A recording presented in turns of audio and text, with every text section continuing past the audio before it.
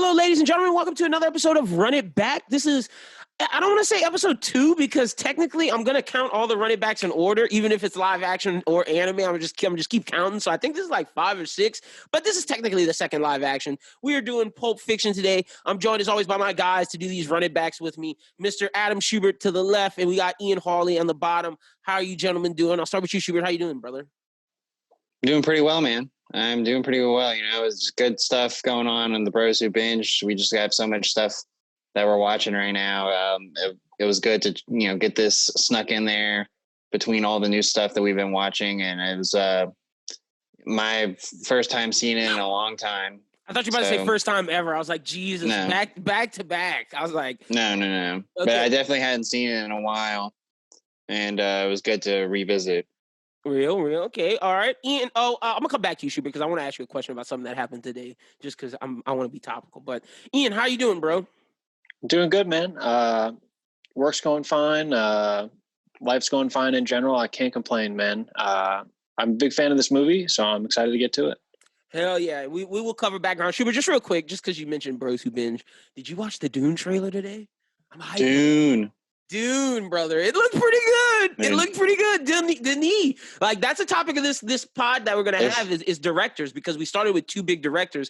And, like, one of the big directors right now is Denis Villeneuve. And that Dune trailer looked great. If that trailer length has anything to do with the length of the movie, we're going to be in there for 3.5 hours. Chill, bro. Chill. Why does it matter the length of the movie? You go watch your favorite series is Star Wars. You're getting 2 hours a clip, like easy. And it's 2 hours plus. I mean, I feel like it's gonna go by pretty quickly. Like Tenet, I didn't really feel like I was in there for too long, but it was a 2-hour-and-a-half movie or whatever. So I didn't, and the thing is, when I looked at the clock, I was like, damn, we still got 20 minutes left. I feel like it's only been like an hour. Like, give me some more. Yeah, no, Tenet went by real fast. But this is not the Bros Who Binge podcast. We'll talk more about the Dune trailer. I just had to shout it out because shout out to young Timothy. And since we've been doing big name directors, we will have a Quentin Tarantino conversation, or at least start one like we started Martin Scorsese last time. But as we do with this pod, we go through background of the film before we get into anything. But I always like to ask you guys, what were your initial thoughts of the film? I'll start off with Ian. What was your just sitting down to watch it and knowing that this was the movie we were running it back? Like, what was your thoughts just going into your rewatch? So I hadn't seen this movie that many times. I'd say probably 2 or 3 times at most before this most recent rewatch that I did for this episode, which I actually did yesterday. Same. I like this movie a lot, man. It's not one of the best Tarantino movies in my mind, but it's not, it's a classic, it's an iconic movie. I got to give it the credit that it's due. So I was excited about it. I'm glad that you guys at home chose this for us. Yeah, the people chose this one. And the thing is, I would say this is his most popular movie, I would say. Like, probably so. Like, I know... Maybe of all of them. Of all of them, the yeah. most widely known. I feel like this is the most widely known, yeah. I don't know. I feel like our generation would probably pick Django? Inglourious Basterds or Django. And see, and that's why I don't want to live in the moment, because I know just when I posted this on Facebook, so many of the old people came out the woodworks and was like, Pulp Fiction. And then they had like the young people from like my cousin's generation saying Pulp Fiction. And I was like, what the heck? But to your point, a lot of people our age was like, Bastards, Django. That's why I just feel like across the generations, Pulp Fiction is just like, that's the one that everybody knows.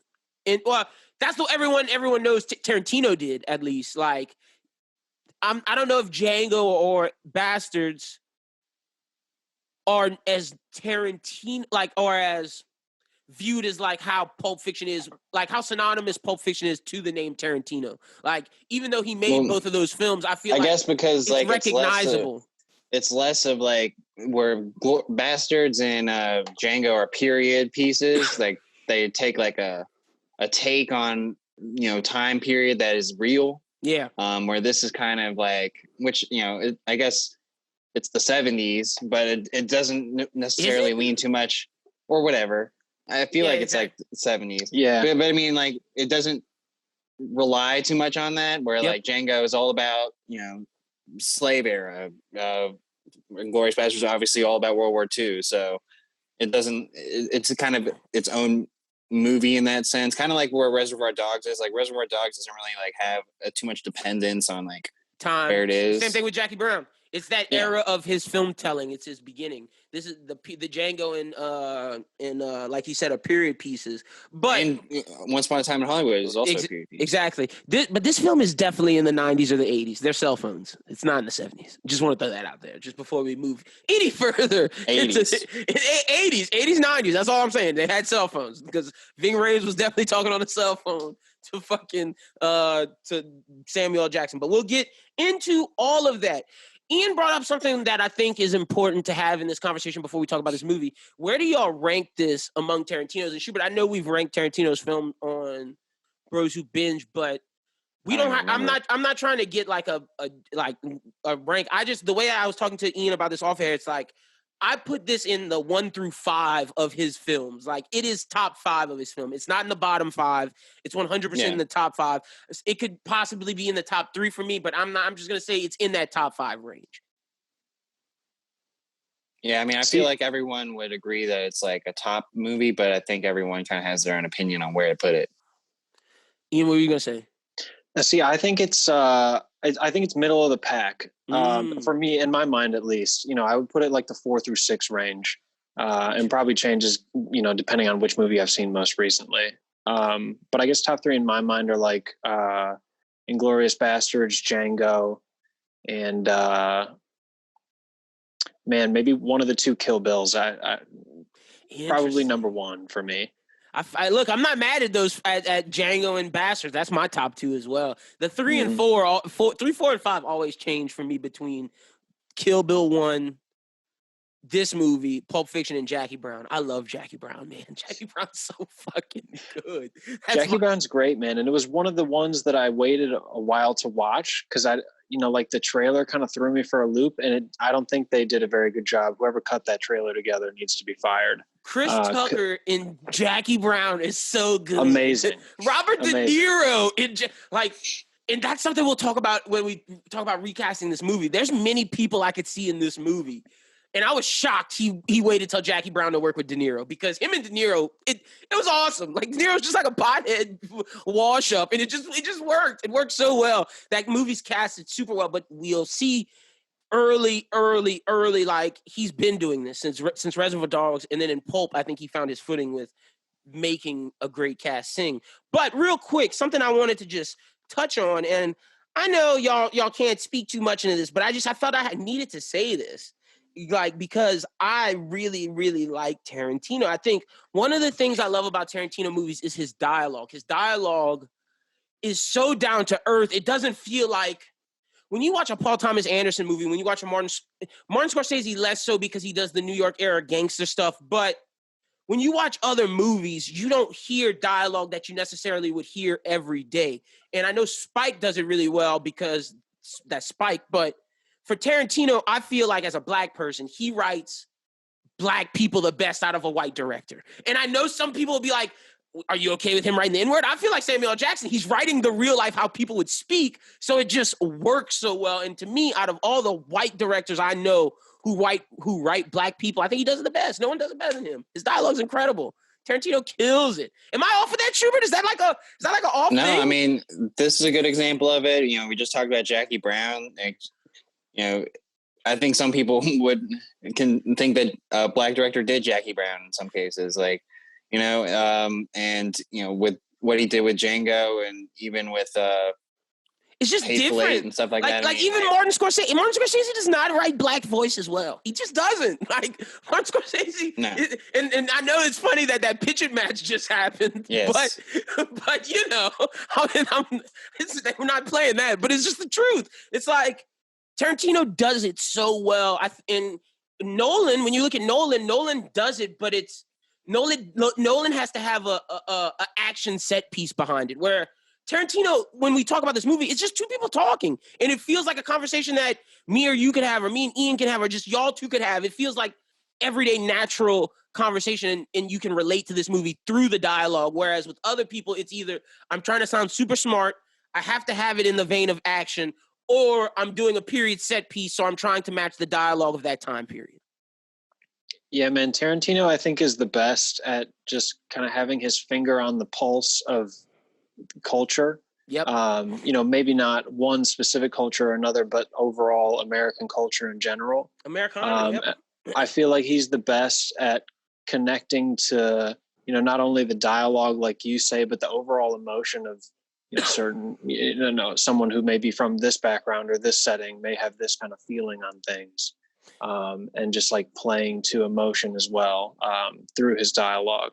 And I feel like he's the best at kind of like, the same way a good news broadcaster like brings you into the studio and makes you feel like you're standing right there having a conversation with him. I think Tarantino is the best director and writer that way.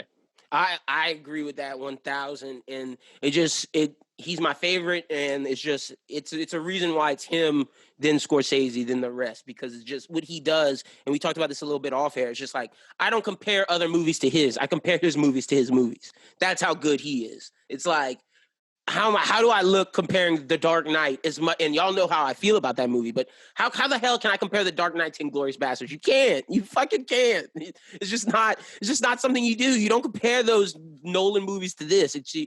These movies are only comparable to themselves because of how original they are and how much it's his voice.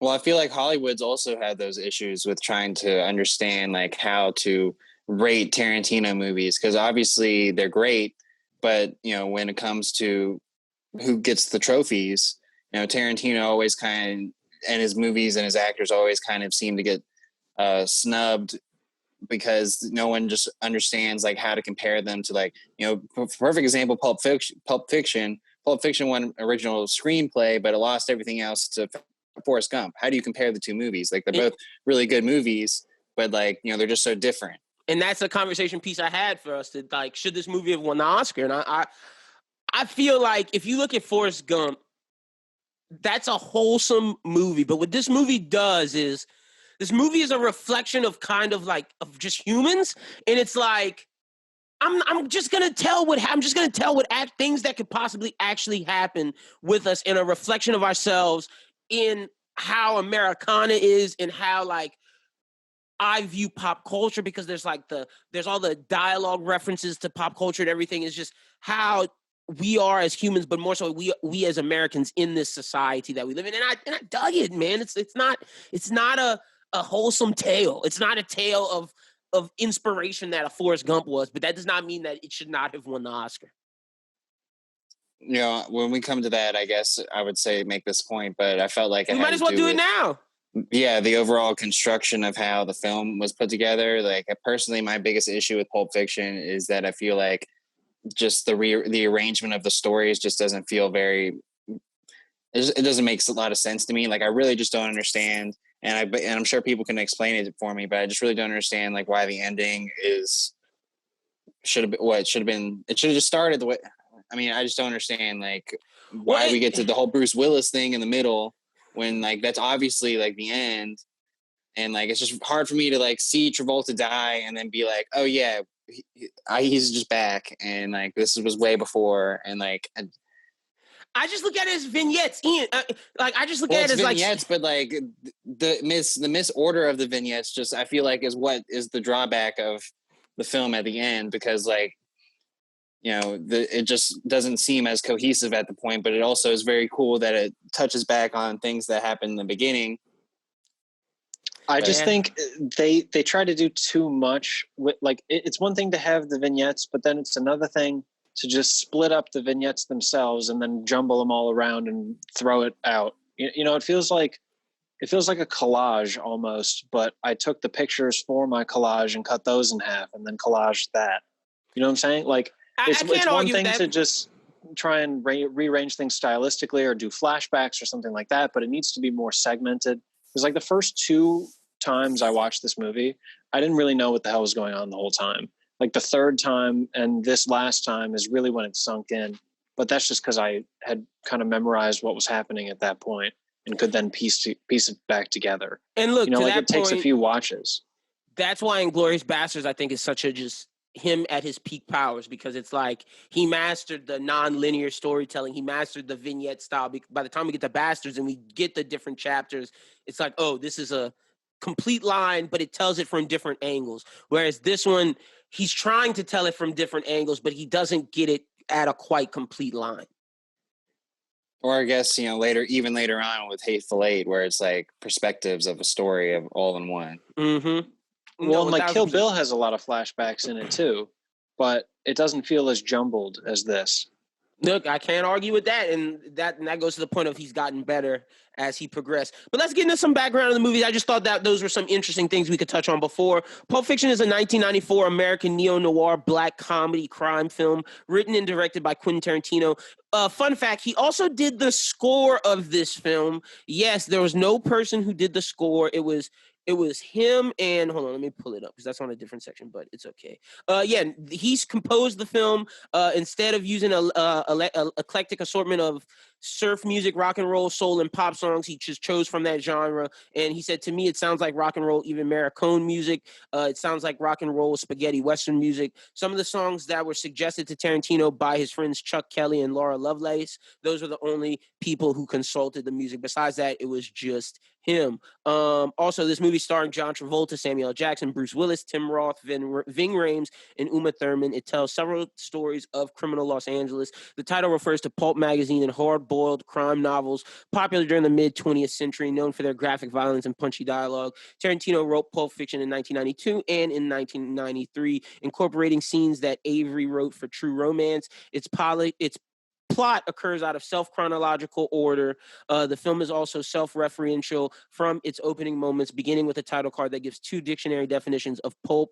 Considerable screen time is devoted to, with eclectic dialogue revealing each character's perspectives on several subjects in the film's ironic combination of humor and strong violence. TriStar Pictures reportedly turned down the script as too demented. Then Miramax, I'm not going to say anybody involved with Miramax, but Miramax picked it up. That's just the history of this film, and that's the history of Tarantino. Just got to accept it, move past it, and keep it in pushing. The credits. It's there. Like that'll never change because that person who we're not going to talk about gave Tarantino his start. We're just gonna have to get past that. Pulp Fiction won the Palme d'Or at the 1994 Cannes Film Festival and was a major critical and commercial success. It was nominated for 7 awards at the 67th Academy Awards, including Best Picture, but it only won Original Screenplay. It earned Travolta, Jackson, and Thurman Academy Award nominations and boosted their careers. Its development, marketing, distribution, and profitability had a sweeping effect on independent cinema. According to Variety, the trajectory of Pulp Fiction from Cannes launched the commercial smash forever altered the game of so-called independent cinema. Without this, independent cinema would not have become what it was. It cemented Miramax's place as the reigning indie superpower. Pulp became the Star Wars of independent films. Pulp Fiction wound up grossing $107 million at the U.S. box office, making it the first indie to surpass 100 million. Worldwide, it nearly took 213 million. In terms of domestic grosses, it was the 10th biggest film of 1994, even though it played on substantially fewer screens than any other film in the top 20. So this is Tarantino changing the indie game, and this is, quote unquote, the first indie super hit. This is a film that probably would have been on Netflix. If Netflix was invented, it would probably have been like one of those Netflix, like a movie like Drive, or like one of those, just how indie films have gone now.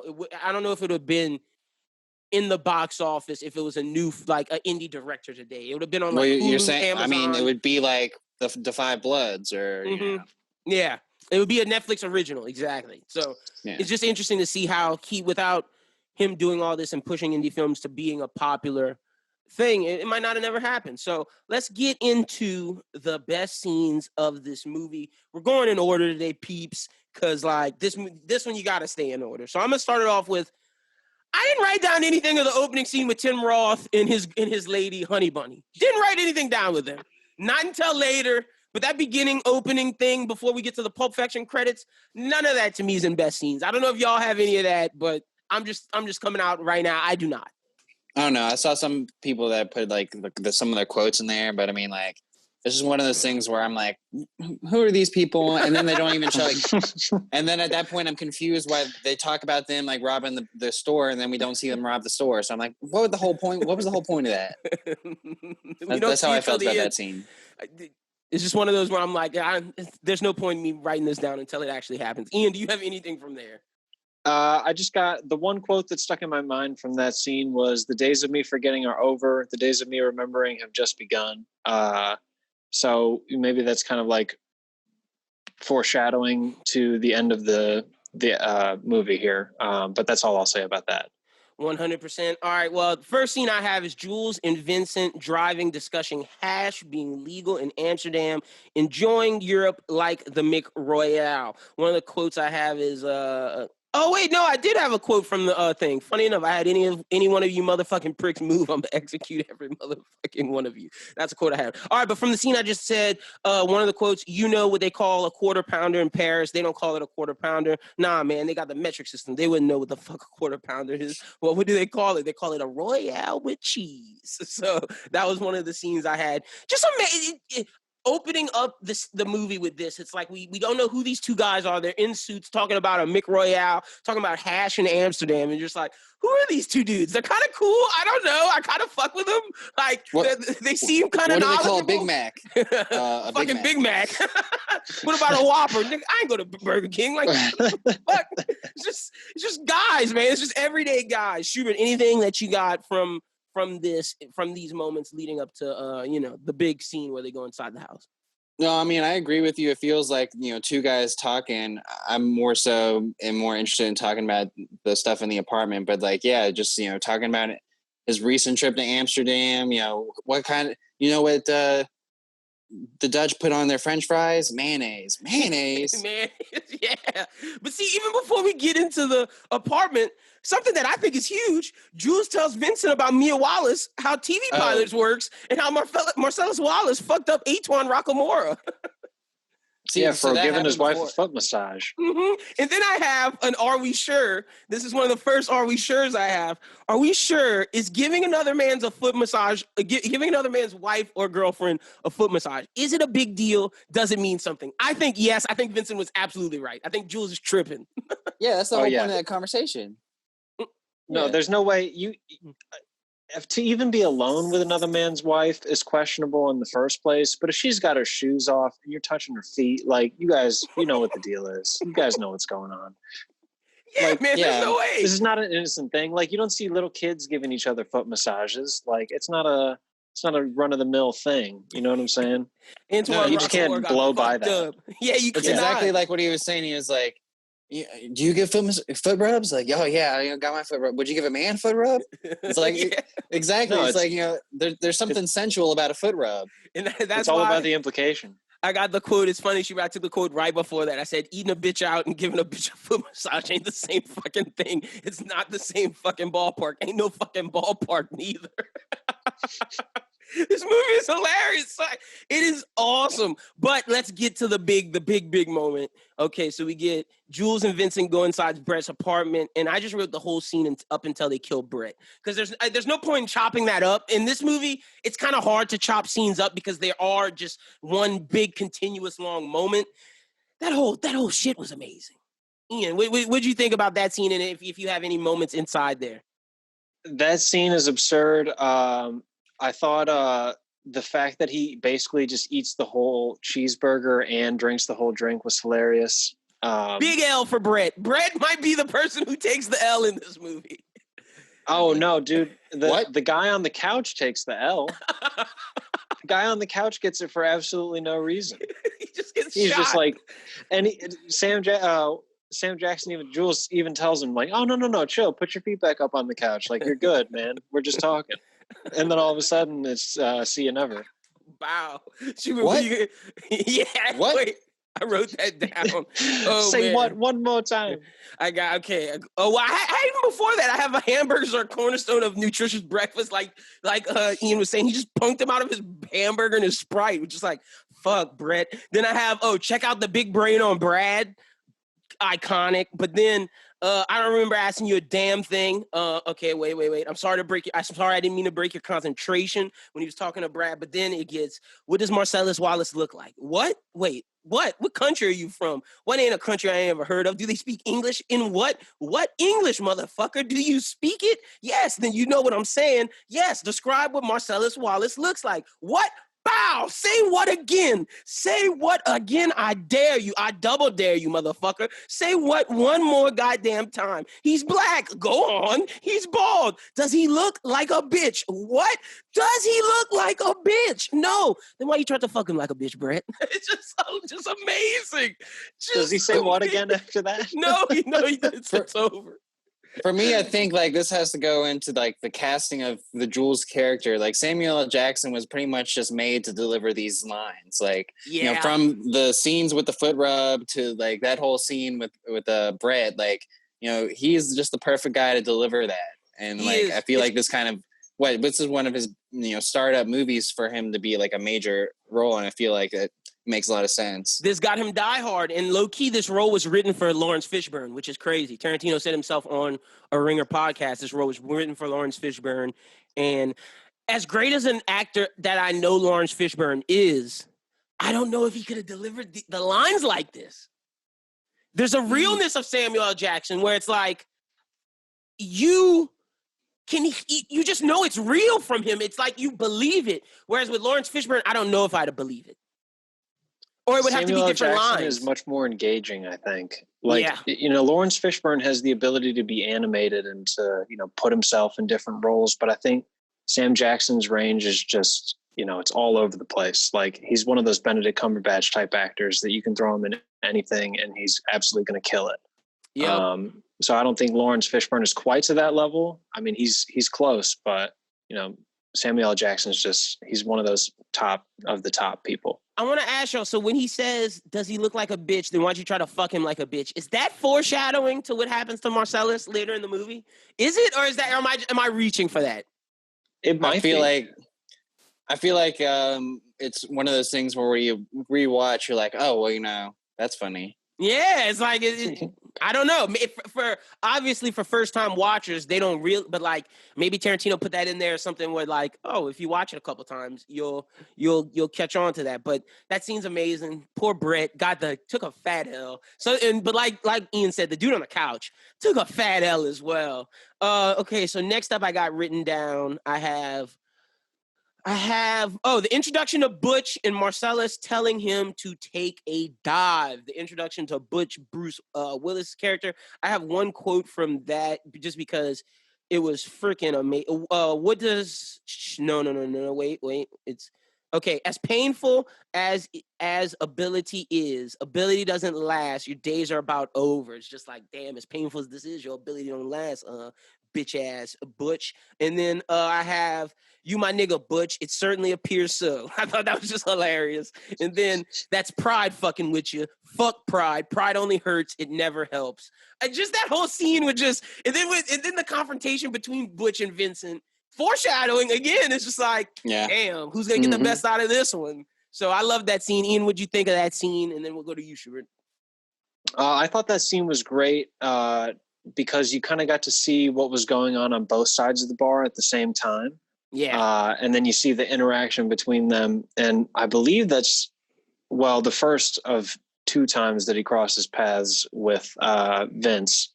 And I think it's the only time he crosses paths with Jules. Yeah, that is the only time he crosses paths with Jules. And it makes sense why later in the movie, when you see Vince going after Butch, Jules is not with him. It's the bartender because which we don't know, Jules ends up quitting the life. And that's a question I want to ask later in the movie. Do we think Jules stayed and quit the life? And I think if you look at it, that from that perspective, he might have. Schubert, what do you think of this scene in the introduction of Bruce Willis? Like, man, Bruce Willis, like after the Die Hards, he went downhill, man. He was a great actor in the 80s and 90s. He killed it. Yeah, I mean, rewatching this, and we'll talk more about Bruce Willis later in the next vignette, but I mean, I thought that this was one of the best things he's ever done. Like, I was like, man, I'm feeling Butch right now. Like, you know, not as early as that, but as we get later into it. But yeah, it was one of those things where it's like, oh, Bruce Willis is in this thing. Yeah, I forgot about that. But he's low key, like, you know, one of the better characters in the thing, but he's not marketed. So we'll talk about that, like who won the movie. But like, to me, the big three of this movie is Sam Jack, John Travolta, and Butch and Bruce Willis. Those are the three big names of this movie. Yeah. Yeah. I mean, so seeing them interact for the first time, and then laying in the groundwork for Butch having to throw the fight, you just kind of get this feeling in your head. It's like, Bruce Willis isn't gonna throw a fight. What are you talking about? Yep. Okay. Yeah. So that's what I got with that scene. I also got Vincent taking the time to talking to Paul, the bartender, about Mia Wallace. I just thought that's funny, and also gets to a question I'm going to ask later down the line. I got Butch checking Vincent about what he's looking at. Again, foreshadowing. Then I got Vincent driving on heroin to the first time. Because I don't even mark down the scene where he goes to the heroin dealer. That was just whatever. The one thing I will say, that was a great scene. The one thing I will say about the bartender is Lance, right? Yeah. Yeah, that was supposed to be played. Lance is not the bartender. Lance is the drug dealer. That's right. Okay, well, yeah, we're about to get to Lance. Yeah, so, but yeah, Ian's going to talk about that scene because he said I'm tripping for not putting that down. So, I enjoyed that scene because I didn't expect the first time I watched that, and again this time it caught me because it had been so long since my last rewatch. It's kind of a quick transition between the bar and that scene, and then that sets up the whole next sequence of events. And like I say, this time when I rewatched it, I kind of saw how well it all flowed together. And so I don't know, man, is that just that scene in general? And when he asks, which one is the girl you're trying to set me up with? Is it with the girl with all her shit in her face? Yeah. That was one of my favorite quotes. Yeah. He's like, no, that's my wife. He's like, oh man. He's like, Lance was like, you should get with Trudy. He's like, which one is that? Is that the one with all the shit on her face? And he's just like, no, that's Jody. That's my wife. He's like, oh, I'm sorry, that's man. The classic, you fucked up moment. All right, I'll give y'all that. That's a damn good moment. What were you going to say about Lance? Who was going to play Lance? Cusack. John Cusack. Yeah, he was the one they wanted first. It says here in the thing that I have, it says they wrote the part for John Cusack, and if he couldn't do it, they wanted Eric Stoltz to do it. So do y'all know? Wait, okay. So but you want to hear some other names that were in the mix? But real quick, since we're on Eric Stoltz or whatever his name is, did y'all know that guy was supposed to be Marty McFly in Back to the Future? I did. This is the guy who played the drug dealer Lance, right? Yeah, yes. Lance was supposed to be Marty McFly, but he couldn't do it because they thought he was being too serious in the role, and he couldn't get the comedic timing of Marty McFly. And then they brought in what's his fucking name? Michael J. Fox. Yeah, Michael J. Fox, exactly. So yeah, Stoltzky was supposed to be. He reminds me more of a cricket from Always Sunny than anything else. Like I was thinking, like if we were going to talk like a recast it today, that they should have just got the guy who played cricket and like let him play that character. Like it would be really good. But do you guys want to hear what else the other people were going to be? Yeah, sure. Or other people?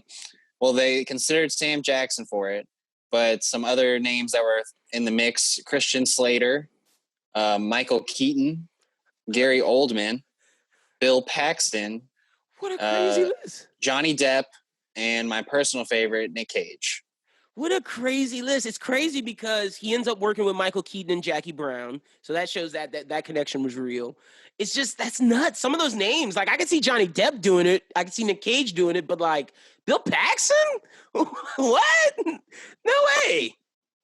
Yeah, I remember it's 94, so. But still, Gary Oldman's an interesting one too. Yeah, that is. I wish he would have worked with Gary Oldman, man. Still, maybe for that last movie. But the next scene I got after the drug dealing scene, I got Vince. Okay, I got Vincent driving on heroin for the first time just because how he acted really well. I got Mia and Vincent discussing Mia's pilot, which ends up being Kill Bill later down the line inside of the restaurant. So the Fox Force 5 is what ends up being Kill Bill, but. Yeah, man, as much as I don't like the Mia scene, when they're sitting in the cars talking, I thought that was good dialogue. I'm just not the biggest fan of this whole like spiel. $5 shake better have bourbon in it or something. That's all I can remember. Like, well, see, this is one of the scenes that Lyndon says he can live without. I think this is an important scene in this movie, if only to answer a lot of questions that the movie has presented up to this point. Like, if we never got the answer on, and she doesn't really give a straight answer on what happened. She doesn't. She's like, oh, that's between, them. I had nothing to do with that. But like, do you really think he would throw that guy out a window because he touched my feet? Yes. Like, that's funny.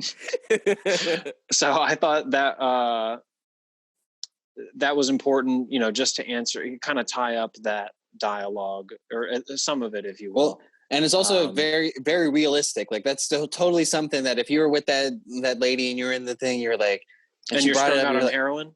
Yeah, and you're strung out here, and it's like, did he really touch your feet? Did he throw him out the window for touching your feet? You definitely asked that. You 1,000% asked that. I do think the line about awkward silence was good. About like how. Oh yeah. Yeah, I thought that was a good line. I wrote that one down. Uncomfortable silences. Why do we feel like it's necessary to talk about bullshit in order to be comfortable? I feel that. I agree with that. I've been saying for my whole life that, like, if I'm friends with you, we can sit down and not say anything and we'll be good. Like, I live by that. Like, that's the truth. Like, fuck uncomfortable silence. Well, we're missing the most important quote, debatably, in the whole movie, when Uma Thurman goes in the bathroom and does coke and goes, "I said, goddamn, goddamn, goddamn." Yes. I lose it every time she does that. and all the women were just like, "Oh, everything's cool," because they were probably strung out on coke too. Yeah, they were getting ready to take their turn. The 80s in LA, man, weird times. And that's Buscemi, who's the waiter, huh? Yes, that is Buscemi. Funny enough, that's one of the guys. Like, is Buscemi up for 6 man? Nah, he's probably like a role player. He's a 12th man. Yeah. So, the one other thing I'd say about the whole restaurant is, of course, you get Travolta in the movie. You got to make him dance. Yeah, got to make him dance, akin to Grease in that other movie he did. So Saturday Night Fever. Yeah, Saturday Night Fever. So shout out. And whatever the thing is that we always see the video of, with like him doing the humping with what's her face, Jamie Lee Curtis. Yep. I wrote down Mia and Vincent dancing. I had to, because like I know that's like a scene that's important for the viewership of this movie. But go ahead. This is a "Are we sure?" moment for me. Because if you follow the sequence of events, again, starting with the drug dealer scene, he says, "Hey, can I shoot up?" And he shoots up. They have the whole disgusting bit where they show the needle and the blood. Yeah. And I got to look away for that one because I hate needles and blood. Same. But when they get out of the car at the restaurant, he's like stumbling out of the car. And then, I guess they eat. Do they ever actually serve them their food? They just get the drinks, the shake, but they haven't eaten anything. So if you're like coming down off of heroin, I have never done it myself, but I got to imagine it's not fun. And then you gotta get up and dance. Like, is he going to be that into it and that coordinated, like doing this whole dance bit with her? You do kind of tell, like, when he's taking off his shoes, it takes him a while. See, I got some "Are we sure's" about like just the whole heroin thing in general. So are we sure? So are they just cool with Travolta driving drunk and on heroin? Like, is that just kosher? Like, I don't think he ever specifically tells her that he's strung out on heroin. I think she kind of knows something's up with him, but she doesn't ask him about it. Nope. And she goes in the bathroom and does coke herself, so it's not like she really cares. That's why I'm saying, is that cool, kosher? Okay, cool. That's what this movie's doing. Also, I feel like Jody and Lance in the next scene should have either been more fucked up, or we should have saw that they was going through withdrawals. What have they been doing all day? Are they doing heroin? Like, I don't know. They can't just be normal peeps. Like, we got to know something. Like, I just don't know. When just some of the things, like, and if Travolta's coming down off of heroin, like you said, do we see more ramifications from that? I don't know. Maybe that's just like because we never done that, so we don't know what these people would act like. But that's just some "Are we sure's" I have. But that leads into the next scene of Mia ODing on heroin, and then we get Lance, Jody, and Vincent bringing Mia back to life. But inside of that, Vince definitely thinks he's gonna bang when he gets back at the house, right? That's okay. Yeah, that's a "Are we sure?" I had. Was Mia Wallace gonna fuck Vincent? I don't know, because there's that one scene where they come in and she's putting the music on, and he says, "I'm going to go take a piss." And she goes, "That's more information than I might have needed. But see, I felt like that's like kind of pauses for a moment. Like, I might have just fucked this up." That's true. But I feel like she would have smashed. I feel like she probably would have. I think she would have, especially if she kept doing heroin and had not OD'd. I feel like there would have been some really messed up smashing in Vince's future. I think that saved Vince's life. I think the OD saved his life. Like, Marcellus was going to kill him. Saved him. Yeah, facts. Because, like, I don't know, man. When they walk in and they do that dance number and they get super close, it's just like, whoa, the tension is there. And I just feel like that comment that she made to him was like one of those, like, when you're going to like a girl's house you just left the club with, and like y'all are about to bang and you just say some dumb shit like, oh, I gotta go pee or I gotta go take a shit. And she's like, I don't need to know all that. But then when you get out of that bathroom, y'all still about to smash. It's just, you just shouldn't have said that, you know? But then it's one of those things where, like, even when she's talking about, like, you think he would throw a guy out the window for touching my feet? Is like, well, what would he throw a guy out the window for? You know? Yeah, true. And, like, you know, what is she's just not telling you the real deets. Do we think Mia would have survived all the way to when we get to Lance and Jody's house, and then Lance trying to fumble to find the needle? That was my "Are we sure?" I think that's the only "Are we sure?" I have on the whole list. Was like, are we sure that bitch would have made it the whole way? Because like that was a long time. It was a super long time. Not in a million years. She was dead. When they transition scenes from the house to the car, he's like speeding through a light around a turn. So you got to believe he's already been driving for like minutes. What, 10 minutes? 5 minutes? At least 3 or 4. Yeah. And like, I thought it was like 4 minutes and your brain just goes brain dead if you're like unconscious or like ODing. Like, I thought that's why they have smelling salts to revive people who get knocked out in fights. Cause like you can't go that long with being unconscious. So like, it's like a matter of seconds, I thought. And so she's just find her right away. Yeah, they don't revive. And that's what I'm saying. He's marking on her chest. Like, they're looking for the book. They fumbling for the needle. We get a Lance and Jody, like, interaction of, like, no, bitch, it's not there. Clean up the house. No. And then Vince is like, bring the fucking needle, Lance. I got to go get my book. Get my book. All in all, this probably took about a half an hour in real time. Easy, Ian. That's easy. That's being conservative. I was thinking like 45 minutes to an hour. Maybe an hour. Like, this bitch was ODing for a minute. And then I thought it was just hilarious when fucking Vince is like, so are you gonna tell Marcellus Wallace that you didn't help? And he was like, oh, well, fuck, bring her in. But he's like, I'm not stabbing her. If she dies, that's on you, partner. I'm not stabbing. So brings her back to life. But that was such a good scene. I thought Lance, Jody, and everybody involved, I thought that was one of the better scenes in the movie. See, if it was me, I know this is messed up, but if I walked over and saw this woman with blood all over her face and she's like foaming at the mouth, like profusely, I'd have probably just called it. Like, I'd have called somebody, but I wouldn't have been like flying down the street in my car trying to take her somewhere. Like, all right, we're going to wait to a drug dealer's house. I think I was going to call Marcellus Wallace and tell him, look, your bitch been doing coke all night. I'm looking at it right here. Like, look, bro, I don't know what to tell you. Bitch can't handle her drugs. Like, I'll do what you want. The one other thing you got to think about, made the wrong choice, is, you know, if we look ahead to Vignette 3, he already fucked up a little bit. So maybe he's like, I can't fuck up again.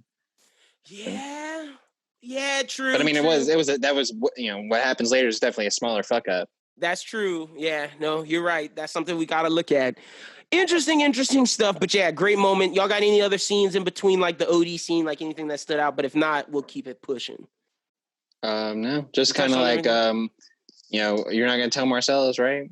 Yeah. Oh, yeah. That was a good moment. Like, I'm not going to say nothing if you don't. My lips are sealed. And she was like, it'll be worse for me. And I was just thinking to myself, I don't think it'd be worse for you.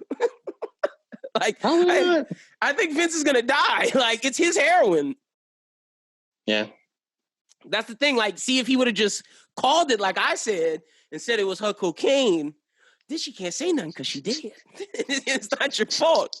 But now she's alive. So, you know, it's your heroin that did it, brother, not anything else. And I'm sure Marcellus Wallace don't like his hitmen being on heroin, you know. So, but that's something for another time. Next up, I got Butch's. Oh, no, wait. I'm tripping. I got Captain Curtis's speech to Butch as a child, a.k.a. Christopher Walken, talking about how his pops hid that watch in his ass for 5 years. And then Christopher Walken hid that watch in his ass for 2. 7 years of ass for this watch. Yeah, that was one of the things that he's saying it so seriously. And I'm like, wait a second, did you just say that he had it up his ass for this many years? And then you had it up your ass? Immediately. There was no like and now airing it's in my hand. Or washing it off. Now it's in my for all hand. we know, he walked in and could have just pulled this thing out of his butt, ass, like right before he walked in the door. What a like great it was speech still by that Christopher 7th Walken. Like, this is a role that, like, I couldn't see nobody else doing. It's just like, it has all the Walkenisms, like this is before he was a caricature of himself. This is what, like, the spoof people use, because this is him really just taking it serious as fuck, and it's just like, this is great. That was a great scene. Yeah, because I remember when I'm watching the opening credits roll, and I'm like, wait, Christopher Walken is in this movie? And then, like, the scene pops up, and it's like, oh, yeah.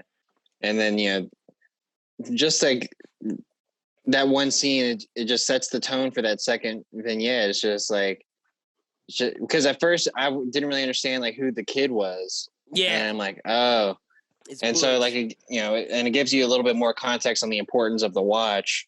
But, yeah, man, that's an ass watch there. You gotta protect that with your life. You gotta protect it with your life. All right, the first scene with Butch being an adult. I have Butch's drive in the taxi to the hotel. I thought he could have gotten on with that lady too, because that lady was just like, "Ooh, what's it like to kill a man?" And I'm like, "Ooh, okay, Butch, I see you." Esmeralda Villalobos is one of my candidates for Sixth Woman. Sixth Woman of the match? Okay, all right. Oh my God, man. Yeah, she was pretty good. But, like, right off the bat in that vignette, he's like, what? Sorry, Frank. Or Floyd, or whatever his name was. Yeah, he killed his ass, bro. Crazy moment. And then, like, I just thought a funny scene of just Bruce Willis being Bruce Willis. Before the fight even starts, when he's in the thing and he wakes up and then he goes and he does the he's screaming to himself, like pumping himself up. I'm just like, I don't know if Floyd Mayweather doing all that. I don't know. Maybe. Who knows? But all right, after that, I got I got Butch finds out his GF didn't pack his ass watch.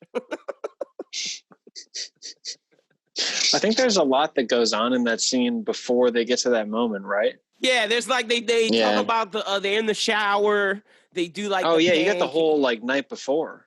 Yeah, right? That's the next morning. Yeah, there's he calls her the R word in the bathroom. Yeah, she gets all upset about that. She does get upset. Or like a mongoloid, which same thing. Mm-hmm. Yeah. So, y'all got anything from that? I don't like his girlfriend. That's like one of my. Oh, you don't like his girlfriend? No, I don't like his girlfriend. She's kind of annoying. Yeah, she's one of my losers. I can do with a recast. She's one of my losers, man. When we get later on, she's just a crybaby. I'm just like. She talks about the pot belly. I want the little pot. Well, no, the whole thing that I've seen other people talk about, and when they talk about this movie, is that the whole potbelly thing is like a reference to like her possibly being pregnant. Oh. See, I did think about that. Like, that's really the only way you could achieve the look that she's talking about. But I didn't think that was an allusion to her actually being pregnant at the time. That's interesting. Okay. Which I mean, I guess is kind of possible. But like, I'm more focused on Butch during this thing more than anything. But like, I feel like that relationship bases a lot of like his motivations. I'd say, like, I think like. He's escaping for them. Schubert, now that you say that, it makes sense because, like, why did he not take the dive? No, he wants to make enough money, go to Kentucky to start up his family anew. That makes sense. That makes sense why he's going to such far lengths. When you can tell he's a family man because of his attachment to the watch. Yep, and maybe that's why he wanted the watch because he has to pass it down to his child. Exactly. All right, look at Schubert connecting why the girlfriend is kind of relevant. All right.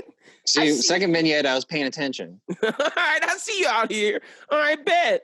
All right, that changes a little bit about how I feel about the woman for getting the ass watch. But I do say, when he threw the TV on the thing, I kind of squinched. I was like, ooh, domestic violence. Like, ooh.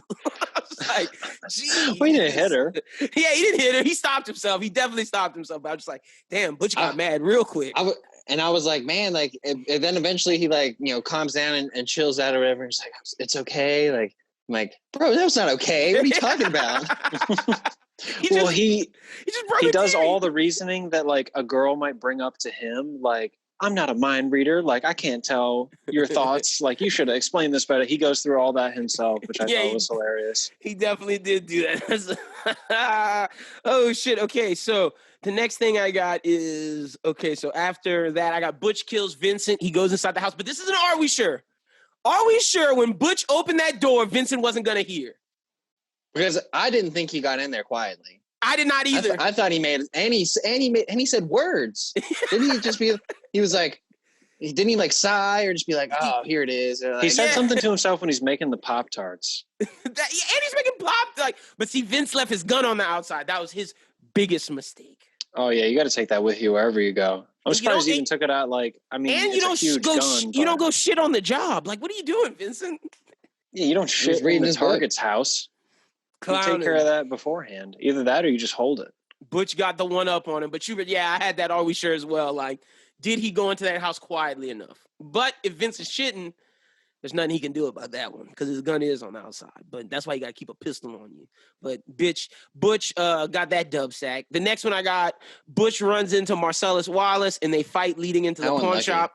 But I just think it's funny that Karen was saying she would testify against Butch to Marcellus Wallace. And then when Marcellus Wallace pulls out the gun, she's like, run away. That was hilarious. Oh man, but yeah, how unlucky. Running into Marcellus Wallace, you're about to get away, you kill his hitman, and then shit's gonna be over, and then boom, you run into him, and then you try to run him over, and then you get hit, and then y'all get out, he starts shooting at your ass. You run into this pawn shop, you beat his ass on the ground, and then Butch gives one of my favorite lines. Wait, hold on. She says, "Oh, you feel that sting there, big boy? You know about pain." And he uses Marcellus's line against him, and then the racist pawn shop owner's like, "Ain't nobody killing this nigga today." He's like, "Y'all both put your hands up," and then she takes a complete left. Like, we think the movie's going one way, and then we meet the Gimp, and then he said, "Zed Maynard, yeah, the spider just caught a couple flies." And I'm like, oh God, what the heck is this all about?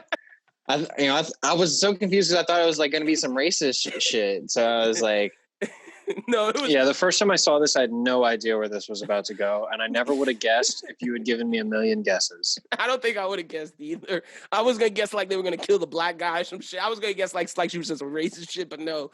I thought he was just gonna turn him over to the police. Like, here, I got my gun. I'm calling the authorities. But then he says the spider and the flies, and I'm like, oh, what are we doing now? Then we meet the Gimp. Where's the Gimp? Gimp is a huge dark horse in the 6-man race. He's one of the strongest outside horses on this track. Oh shit! And then they eeny meeny miny mow him, and then fucking. The whole time I was like, it's Bing Rames. Like, this dude's got a Confederate flag in his store. Like, they're picking Bing Rames. There ain't no way. And then maybe Butch will be the finished piece. Like, I guess. If anything. Oh shit! So yeah, Marcellus and Butch get taken by Zed, tortured and raped. Butch then escapes and chooses between all the weapons, but he beats the Gimp's ass first. I just thought that's a great scene where he goes from the hammer, the bat, the chainsaw to the katana. Yeah, he's like, he gets the chainsaw. He's like, I'm like, dude, don't you turn on that chainsaw right now.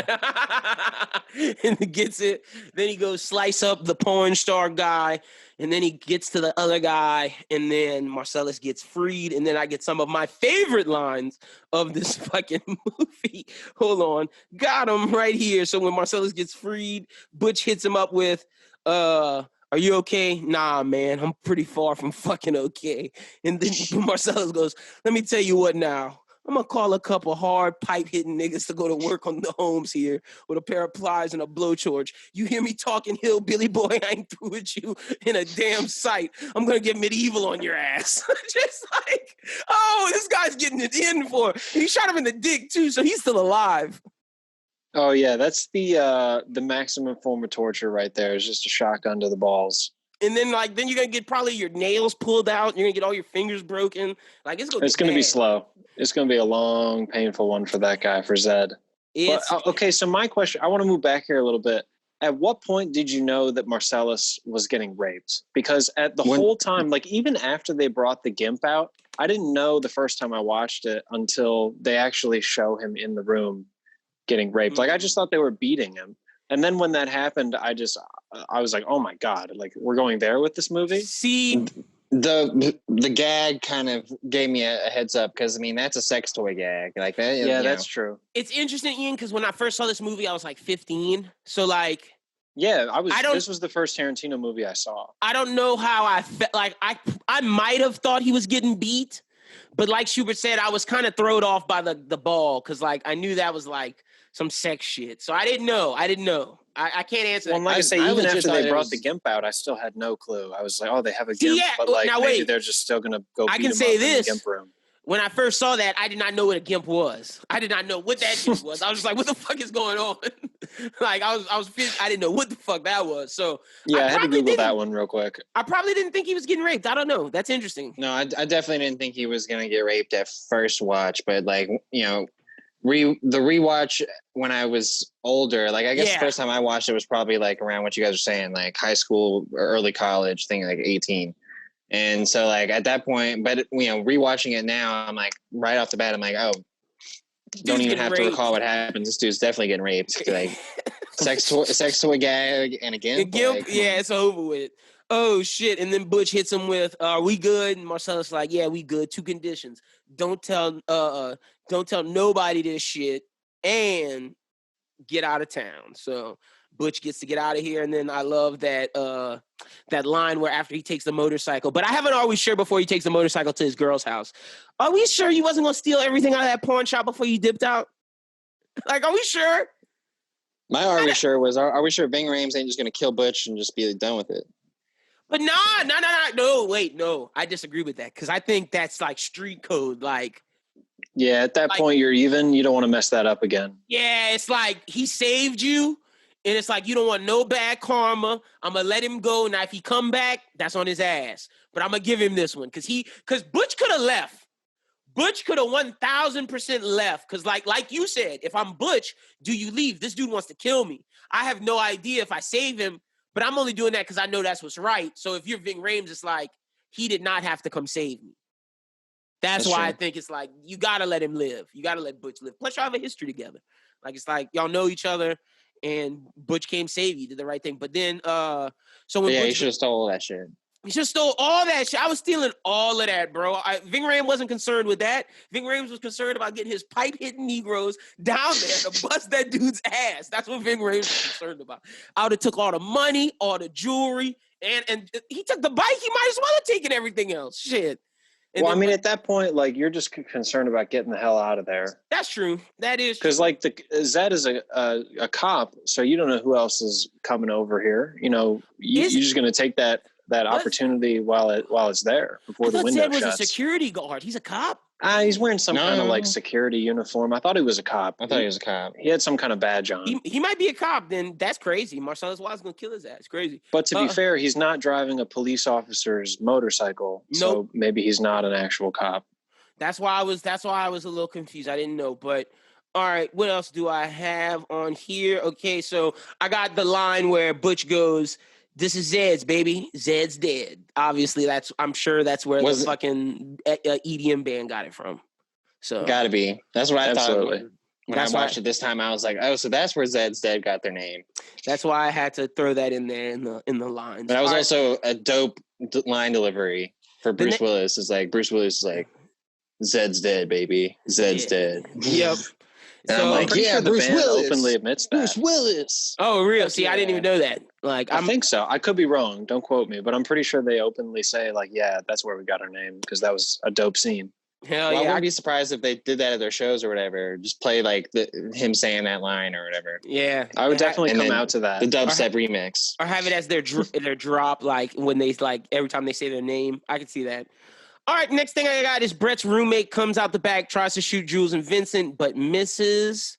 And Jules has a moment with God. Oh, yeah, are we sure? Because when you look at the back of it, there is a wall that's like directly behind Vincent. But I think that's the point because it's like this is to scare Jules so hard that he never does this shit again. So I think that's the point of it. But yes, I definitely asked, are we sure that because the bullets are directly behind all of them, at least the holes, it looks like that was a big ass gun.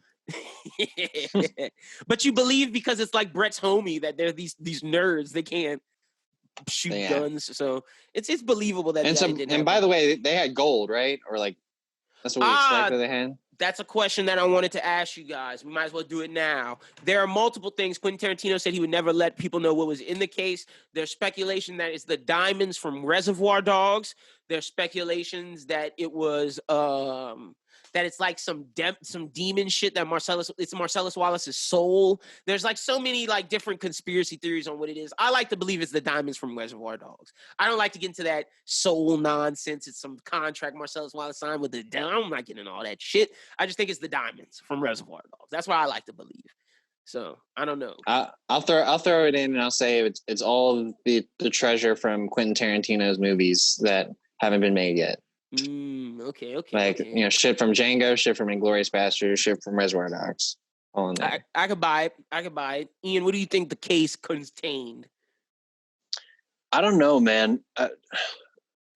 At first, I thought it was just like gold or something, but the way that people were reacting to it, it might be like, you know, like kind of an Ark of the Covenant type equivalent here, like maybe some kind of famous document or something. Because they've got like a reflective glass piece on the top of it, and I tried to pause it and like look at it real intensely, but I couldn't make anything out. Some people said it was maybe plutonium to make an atomic bomb. I've seen so many. I looked up multiple things on the internet of what people think it is, but that's another thing. Like some Ark of the Covenant type, like deal with the devil. I've seen all kind of shit, man. So, but that's the case.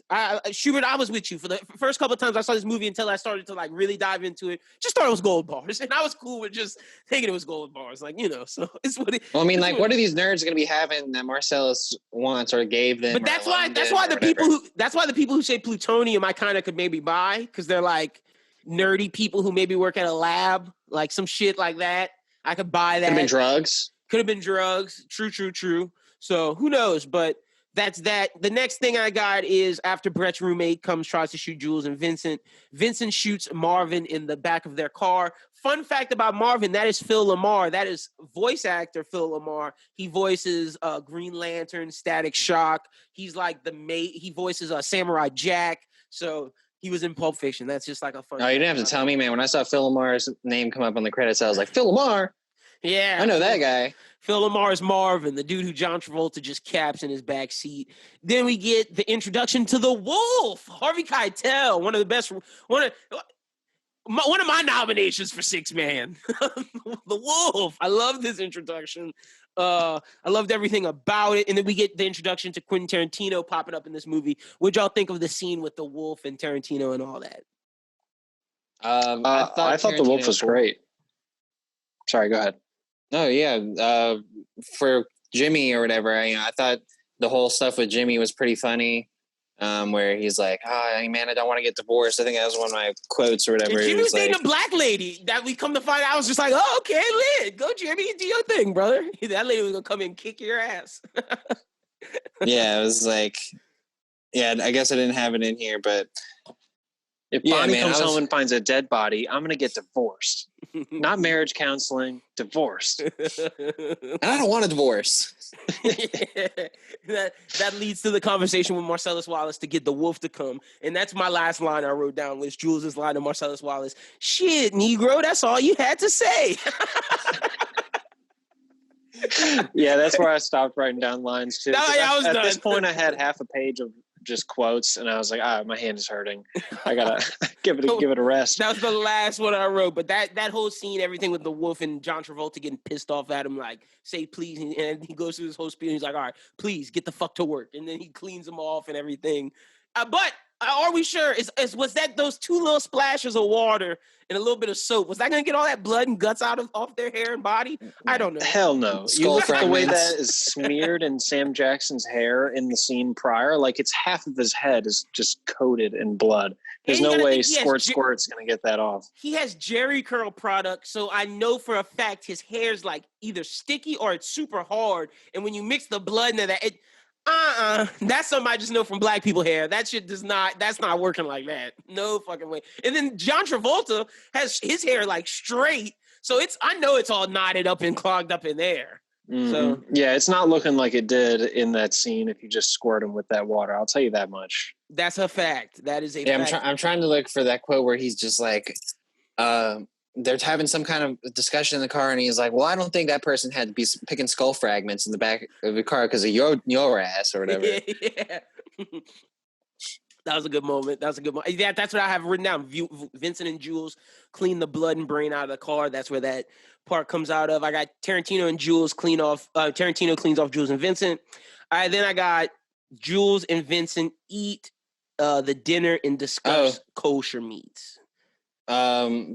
With the Wolf and finishing off with him when he goes to the what do you call it? The junkyard or whatever, and he's like, just because you're a character doesn't mean you have character. That is a good I thought quote. that was a good quote. That's a good line. So then, so I got Jules and Vincent eating dinner, talking about kosher meats. And then I got the final thing I wrote down in scenes is Tim Roth's robbery. That was all right. Tim Roth, after everything that went on in that movie, that Tim Roth scene it's not, I don't have as much disdain for it as I do for the Mia scene, but y'all kind of like sold me a little more on some of the Mia stuff. This Tim Roth scene's okay. It's okay. Honey Bunny is, you're Yolanda. I'm just like, shut up. See, it's not one of the best scenes in the movie, I guess, just in pure shock value or anything like that. But it is a great scene. I mean, as far as just character to character relationship goes, like in conversation, yeah, it's quintessential in this movie. And like I said at the beginning of the movie, one of the things that they were talking about when they were initially deciding whether or not to rob this diner is she says, "Oh, you can cut down on the hero factor in a place like this because everybody's just taken by surprise, and the staff's not as trained to handle this kind of thing.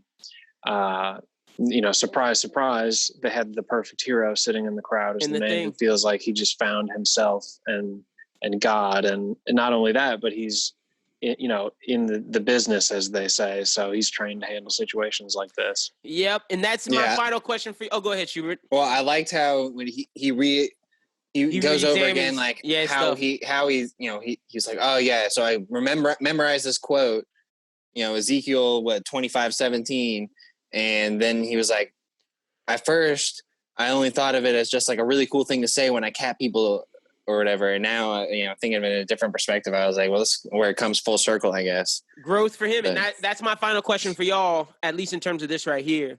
Do we feel Jules completely left the life? And I know I went back earlier when we talk about when he wasn't with Vincent to go do the stuff with Butch. But do we think after Vincent dead, he finds out all of that? Is he done with the life? I like to believe yes. I think yes. I think the way that he's speaking is what lets you know that he's serious about it. Yeah. Because if I'm not sure about something, I'm asking you, what do you think? You know what I'm saying? He's not asking Vince his opinion on anything. He's just saying, look, man, this is it. I'm out. Like, I've made my decision. And he seems like he's at peace with it. So he said he's been processing it while he's been eating his muffin. But I think if you're that dead set on something and you're that as of a headstrong character as he has shown himself to be up until that moment, I think he's going to stick to that decision and at least try his best to get out of the life. 100%. Schubert, do you think he left? And then I got another question about this real quick. You think he stayed? Yeah, man. Yeah, I think he left. Okay, now this is a real one. Do we think Marcellus Wallace let him leave? Do we think he let him go? Do you think Marcellus Wallace killed him? Or do we think Jules is somewhere out there in the Quentin Tarantino LA? I feel like he didn't ask for permission. I feel like he just left. You feel like he just moved away? I don't know. I feel like because of how headstrong of a character he is, the fact where he was like, you can't take this is my boss's, I still have business with him. I feel like the fact that he said that in that robbery means that, like, I'm going to tell Marcellus Wallace I'm out. And I think Marcellus, given the things that just happened to him that day, would be like, you know what? I've had some crazy things happen to me as well. I can understand why you might be wanting to make some kind of a change in your life. So what? But that goes back to this case. I'm gonna let you go do what you got to do. That goes back to my whole thing at the beginning of this conversation where I was like, the mismatch of these vignettes makes it, because that hasn't happened yet. That's true. Like he hadn't, yeah. And then we know that Jules, and that's why I asked, is Jules still alive? Because we know when Vince goes to do with Butch, Vince is with the bartender. Vince is not with Jules. We do not see Jules until the end of the movie. Once he goes into that bartending thing and he talks to Phil and he's like, I got to talk to Marcellus. We do not see him after that in the present timeline, at least. Now I do think that it's possible that he may have changed roles in the group or whatever. Like maybe he's now the bartender or something like that, or like maybe he has like a role that's different than what it was before. But like that makes a good point because he does go back to the bar to talk to Marcellus, so that means that They did have. They had that conversation. They had, and to me, as much as I do believe Jules was going to leave the life, but I don't know if I believe that Marcellus let him leave. I think Marcellus might have killed him. If this conversation happens and then they cross paths, that's why Vincent's alone when he goes to kill Bruce Willis, because Samuel L. Jackson's already left. But no, that's my question, Ian. Did he leave, or did Marcellus Wallace kill him and say you can't leave the life? That's my question. I don't know, man. See, I guess at that point, it's really up for debate because Marcellus Wallace hasn't had his character altering moment yet. Revelation, and that's why I'm like, is Marcellus Wallace the type of dude to let him go, or did Jules go, or did Jules die? Because I think it's only one of those two options. I think Jules is either dead or Jules went on his own. I would have to hear the conversation to give you that answer. Yep. Yeah. So those are just some questions that I want to leave the people thinking with. Y'all have any other quotes or any other scenes that I missed? If y'all have any, y'all can go out and say them. Any quotes or scenes that stick out? No, that's all I got, man. I think we pretty much covered everything from start to finish. Hell yeah. Well, let's get to some of our other topics. We got who took the biggest L. All right, I'm going to give some nominations. I got some noms. I got nomination number 1, Brett, and I have reasons. Brett died. Brett got punked out of his Big Kahuna Burger and Sprite. I got Vincent. Vincent addicted to heroin. Almost killed Mia Wallace. And then died at the hands of Butch. Then I got Zed. I got Zed the Gimp. I got Zed and the Gimp. Then I got Marcellus. He got raped.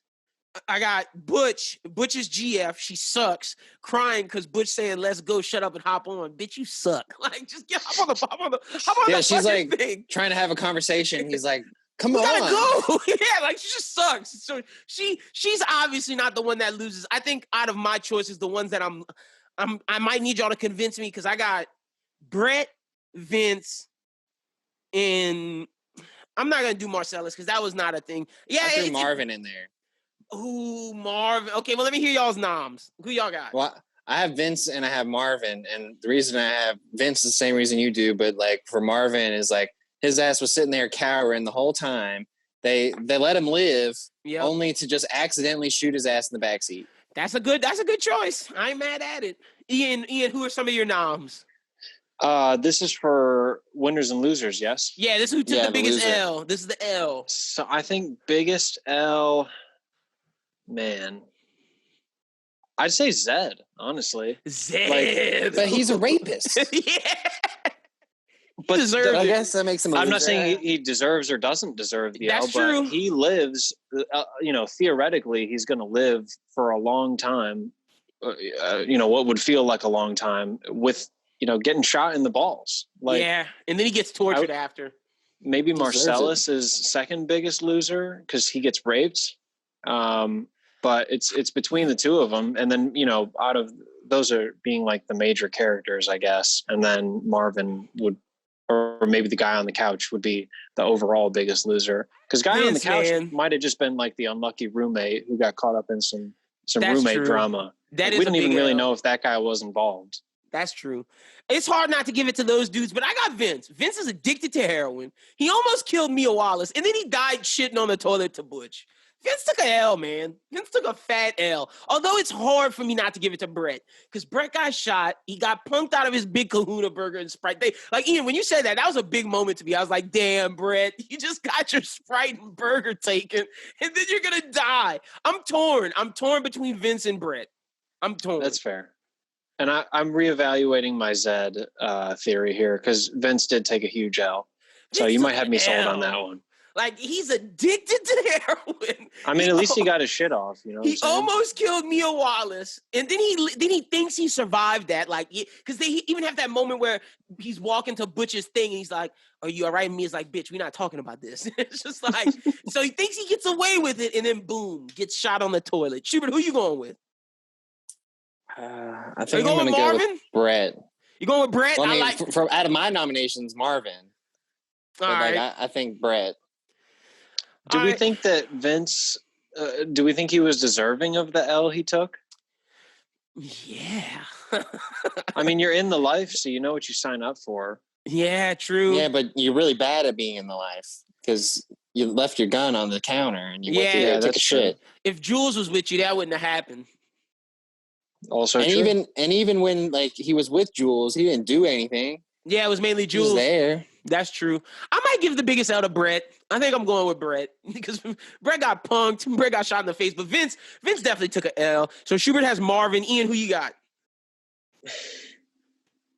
I'm gonna, I gotta stick with Zed here. Like I'm getting not tortured mad and at getting it. your balls shot off. That's a pretty hard way to go out. At least Vince's was quick. That's a big L. I ain't mad at it. All right, so who got the dub sack? My nominations are, this is who got the win. I nominated Butch, Marcellus, because Marcellus, even though he gets raped, he gets his revenge. I nominate Jules on the assumption that he gets out of the life. And then I nominate Ringo and Honey Boy because Jules could have killed them, but they ended up getting away with all that money and Jules' extra $1,500 what all the people in the store had, plus the cash stuff from the register. So I nominated those. Butch might have won that one. Mine's obviously Butch because he won the fight. Yeah. He didn't get raped. Yeah. He got away with the girl and the money. Like if you forget that because he bet on the money. He bet on the match. The fight. Yep. So, I think Butch ends up winning, but my other honorable mention for that is Jimmy because he did not get divorced. Got you. Ian, who you nominating for who took the W? I think the overall W is Fabian, Butch's lady friend with the pot belly. Because, okay, hear me out. So Butch does all this work to get away with things, right? Fabian's just got to lay there and like wait for him to come home. And, she had breakfast. Blueberry pancakes. Yeah, she got some dope breakfast, and then she got to go take a motorcycle ride. That's all Fabian had to do in this movie. Can I make the case for Mia Wallace just because she survived an OD? See, I don't know if you can necessarily call that a win. I just call that avoiding an competition. She won the dance competition. Yeah, you're right. How could I forget that? That's I'm joking about that. I do not believe Mia should be the W. Mia should kind of be in the L category as well. She's much closer to L than she is to W. That is a fact. Okay, so Ian, you're going with Fabiana. All right. Schubert, who you going with? You going with Butch? Butch, yeah. I was going to say Bruce Willis. Damn, okay. I'm kind of going with Butch too. Yeah, I'm going to go with Butch, but my secondary is Jules, because Jules got out the life. That's my secondary. So, all right, sixth man of the movie.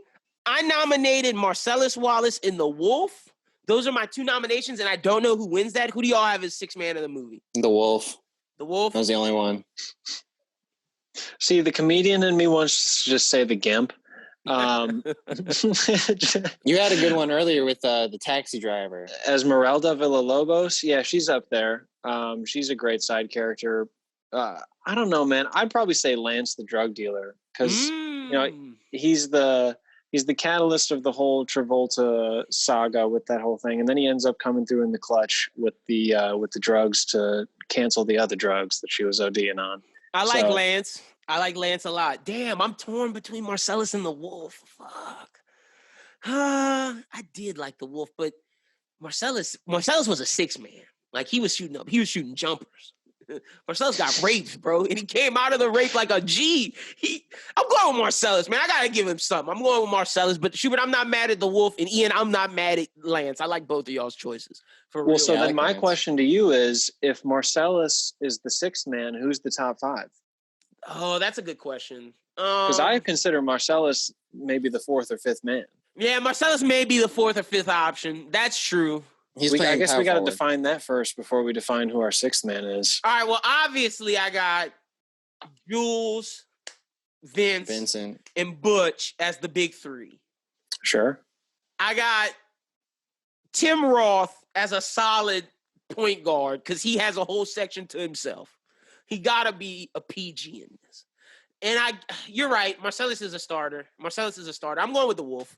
Marcellus is 1,000% a starter. The Wolf's coming off the bench and getting buckets real quick and then dipping.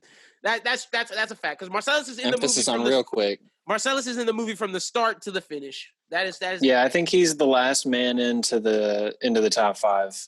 I would say it's him, Uma Thurman, Sam Jackson, Bruce Willis, and John Travolta. Yeah, you're right. I might put Uma Thurman over Ringo because they both have a section, and I think even though I don't like Uma Thurman's section, she is. I just think hers is longer, and it is. She's a little bit more developed as a character. That is Yeah. true. All right. Do y'all have any other Are We Sure's real Yes. quick? Okay, go ahead, Schubert. Are we sure that no one saw that bloody ass car? When they were And going didn't- to wait, when they were going to and Jimmy's didn't- house. Yes, and didn't hear the gunshot. So they were able to drive all the way to Jimmy's house without anyone calling the cops. Yeah, and are we sure that Jimmy's wife wouldn't notice all those towels missing? Yeah, that's a good one. I had another one. I got, are we sure Butch wouldn't have broken his leg or died jumping out of that second story window after his fight? Or the car. I got, okay, wait, we talked about okay, wait, yeah, no, that's the last one I had. That's the only other one I had. Yeah, because Butch definitely jumped out that window and I was like, that's like that John Wick thing where John Wick fell, but John Wick is worse. When John Wick fell from the top of that building, hit his head on the fire escape, and then fell and hit the ground at the end of John Wick 3. But yet there's another one. That's the biggest Are We Sure I've seen in movies in the last couple of years. Shit upsets me so much. But anytime I see that type of shit happen, gotta mark it down ever since I saw John Wick. But yeah, Butch falling. Okay, so I got could insert actor here replace insert actor from the movie? So I said this was my hot take. Okay. Casting? You going over casting? Yeah, What ifs? you want to go ahead. go? Yeah, here was for Pumpkin, Tim Roth's character. It was written for Tim Roth, but if he wasn't able to do it, they had, and you'll hear a lot of the names were similar because of what I said with like Lance, because like these are the people who read. Johnny Depp, and he was the second choice for. I can believe that. Christian Slater, Gary Oldman, Nick Cage, Eric Stoltz, John Cusack. So same names I said earlier were in the running for Pumpkin. Honey Bunny, was written for Amanda Plummer and she got it. Patricia Arquette was behind her. Jennifer Jason Leigh, Phoebe Cates, Marissa Tomei, and Bridget Fonda. I don't know if Marissa Tomei. I don't think Phoebe Cates and Marissa Tomei could pull that off. Jennifer Jason Leigh, maybe.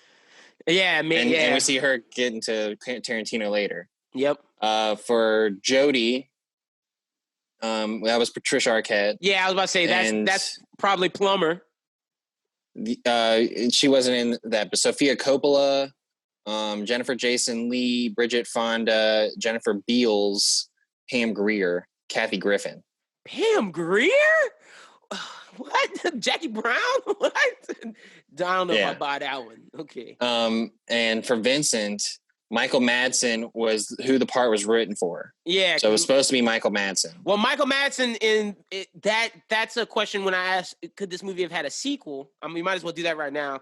I said, because we have a category of, do you think this movie should have had a sequel? I do not think this movie should have had a sequel. I think this movie should have had a prequel about the Vega brothers, Vincent Vega and Matt Mikkelsen's character. Not Matt Mikkelsen, the guy that you just said. Michael Madsen. Yeah, Michael Madsen, who in Reservoir Dogs plays the other Vega brother. So they're the two Vegas, and Tarantino always talked about having a movie about the two Vegas, and I thought that would have been a good prequel. Or the story of Marcellus Wallace. I would have liked to see how Marcellus Wallace rose to power. I said no immediate sequel, but you could do something off Bruce Willis. He's really the only person who has a carryover. That's why I said prequel. So I wanted the Vega brothers prequel. Ian, anything on sequel or prequel, if you think? Like Schubert said, the only sequel I could have seen is Bruce Willis. Yeah. But we don't really want to see that. We don't care about him and the lady with the pot. Yeah, with the pot. No. All right. But let's get to so Vincent. If it wasn't Michael Madsen, it was going to be Travolta, which was controversial because Travolta hadn't done a good movie since the 70s. Forever. Yeah. So, but the other people that were in the running were Alec Baldwin, Gary Oldman, which I feel like Oldman, this may have been the role more so than Lance that I could have seen him doing, or maybe Pumpkin. Andy Garcia, which was a weird one. Michael Keaton, Dennis Quaid. Dennis Quaid. And the one that I think was kind of interesting is Denzel Washington. I like that. Okay, so that goes, I didn't choose Denzel. But it's interesting that is one of the options because I feel like going with Denzel is going young for Vincent. And I kind of go in a young direction on who I think Vincent should have been. I'm going with a 30-year-old at the time. He ends up working with Tarantino twice in his career, later in his life. I'm going with Brad Pitt as Vincent. 30-year-old Brad Pitt. I think you could have had a young BP with Samuel L. Jackson. I just think his Vincent would have played a little more like when they have that confrontation with Butch, I think it would have meant more, as well as him being young, not used to the job. I think when Butch kills him, that would have been more realistic. I just think having a younger guy be Vincent works a little better with older Jules, being that Jules is showing him the ropes, and now when Jules retires, that's why if it's a young Brad Pitt, when Vincent trying to convince him to not leave in the bar, it's like, bro, you're new to this life, you don't understand it, and it's like. My pushback on that is that I feel like Brad Pitt won in 1994. I don't think Brad Pitt was the Brad Pitt that we see in the 2000s that would have been perfect for this role. That's Brad Pitt from Seven? It's before Seven. So it would have been even before Seven. Oh, and so I just don't know if like Brad Pitt was ready for that. And also, would we believe that Uma Thurman wouldn't, like, would you believe Marcellus would be like, oh yeah, Uma Thurman, go hang out and spend the evening with Brad Pitt and don't. Okay, well, look, Seven happened. Like, I'm a pushback. Pulp Fiction came out in 1994. Seven happened in 95, bro. But it hadn't happened yet, so like, you know, he hadn't had that like that moment that hit yet. I guess. But could Pulp Fiction have been his Seven then? That's what because he's acted before then. He was in Thelma and Louise. But the character's not badass enough to be like, oh yeah, Brad Pitt as Vincent Vega. Oh yeah, you know, he was totally a badass in that movie when he died on the toilet. And I got some connections with him as well. He was in True Romance that Quentin Tarantino wrote in the year prior. So I think he could have did Vincent Vega. But I think that's damn interesting pushback, Schubert. I'm not mad at your pushback, but I don't dislike it because like I was thinking like, you know, a Brad Pitt or Leo, you know, that we've seen in the later takes of Quentin Tarantino, even like their careers later on, they would be like really good potential Vincents. But my big thing here with Vincent is like John Travolta is not so handsome that like you can believe that like he would send you would send that guy out with your wife or something and not worry about it. And then also for him to be a heroin addict, like I could believe that he's a heroin addict, and I could also believe. But that's why I wanted someone younger, because like I feel like Vincent acts like a young dude. I feel like everything Vincent's doing is young dude shit. Like worried about Jules leaving, going to Amsterdam, living his life. Like that could have just been his off years. Like he could have just been talking about his years post college where he dropped out and like, I don't know. I just feel like it's some young dude shit. I feel like everything Vincent was about was young dude shit. Well, I don't think he's supposed to be that old in this movie. Like I think because he was wearing a wig in that movie. Yes, he was. And Tarantino was like, I mean, Travolta's like 40 in that movie. Yeah, so they're trying to, you know, young him down a little bit, but I think they were still looking for someone with acting chops enough to be able to pull off, you know, because it's tough it's one thing to pull off like a weed high because anybody can, you know, get that down, but to, like I say, with the nuances of how his emotions were going throughout that sequence of scenes, I don't know if I can believe a lot of other, you know, familiar faces like a Brad Pitt in that scene. Like I'd have to see Brad Pitt actually do it to think, you know, to be able to judge if I liked it more than Vince's. But I think Travolta is irreplaceable in this movie. I don't think it has the same feel if he's not the guy playing Vince. It's one of those things where like the whole point of, I feel like Vince's character is like, he wants to be cool. And if you got someone like Brad Pitt who already was cool, it's like... But Brad Pitt wasn't cool at that point. That's my argument. It's like Brad Pitt is... But he was Brad Pitt. He was like... He was not. Good looking. Like... He was... This is pre-7. Like, this is pre-7 in Fight Club. This is like... Brad Pitt doesn't become the Brad Pitt that we know in our minds until after that point. And I think if he goes Pulp Fiction 7 Fight Club, it's like... Whoa, what a run. What a 90s by Brad Pitt. And like, I don't know. I just think it's before then. It's like, all right, this pretty guy. It's like, it adds more to the fact that I could believe Uma Thurman wants to fuck him. I could believe it. I could also be like, damn, that's why he's nervous about everything that's going on with Marcellus. Like, damn, that's why Marcellus is trying to drop these dudes off the window. I need to be on my best behavior.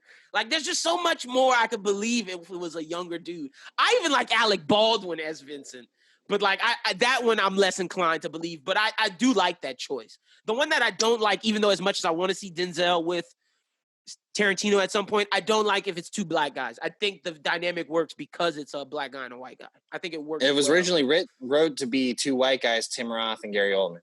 Oh, God. That was a contemplation that they had. Good thing they changed that. That would not have been anywhere near as Who's good. gonna do the Jules Rose? Tim Roth? Was Tim Roth gonna Gary scream? Oldman. Gary Oldman. Oh God! All right. Yeah, no. Yeah. I mean, no disrespect to Gary, but he's it'd have not been a different movie. Sam Jack. Yeah, it would not have had the same feel. It'd have been a different movie. Schubert, any casting choices that you would have changed?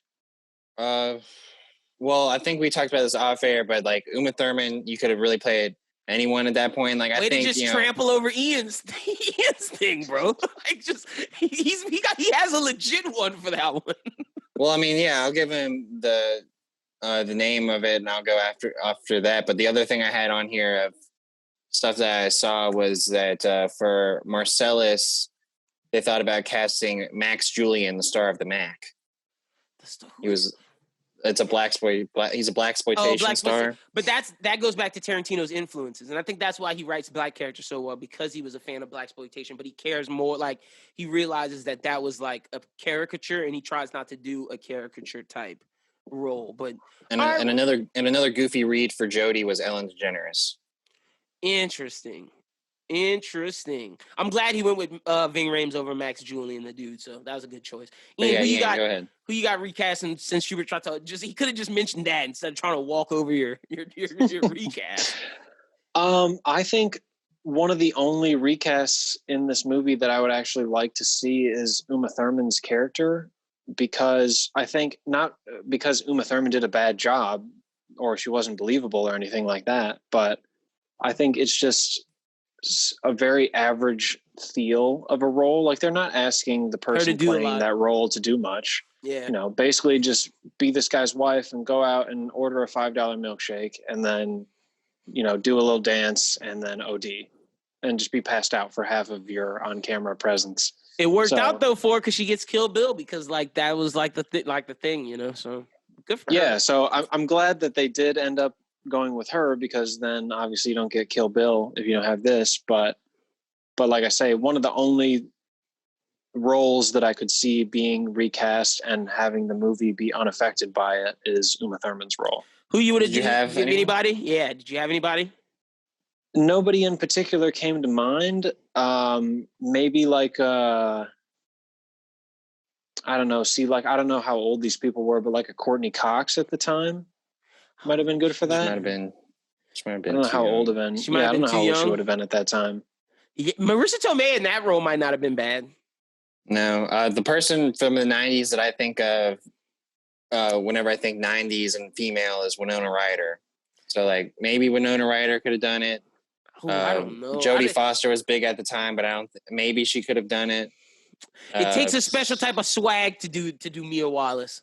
Who else was? Because you gotta think, Mia Wallace has to be strong enough and sexy enough. She has to have that right mixture of strength and like intelligence and like attitude and look, because she is, for all intents and purposes, a black gangster kingpin's girlfriend who is white. So it's like, you got to have that, like, you can't just be Jodie Foster. Like, you know what I mean? Sure. Maybe like Elizabeth Shue, the girl from The Karate Kid. I ain't mad at that. I don't dislike that. The only other 90s names I can like think of is, you know, that was Cameron Diaz's start. So like, what if Cameron Diaz jumped in that? What if what's her face? Oh man, Jennifer Aniston. Sandra Bullock had a movie in '94, The Demolition Man. Yeah. Holly Hunter was, you know, from Twister or whatever, and Demi Moore was also in the '90s. Demi Moore might not have been a bad. I'm liking Demi Moore, Marissa Tomei. That's who I'm liking. But I like Marissa Tomei for anything. All right. Well, let's get to our next thing. So we got. Next up, I got, does anything not stand the test of time? Meaning, did anything age bad or not hold up to today? I think everything ages mostly well for the most part. Only thing is, I do notice the blocky phones. Like that's why I was like, oh, this is the 80s, 90s. Cell phones are as big as this microphone. See, I don't think it aged poorly though, because again, what I was talking about with Tarantino putting his finger on the pulse of things, I think it perfectly represents. Like the fact that, you know, it's the 80s without them saying, hey, this is the year.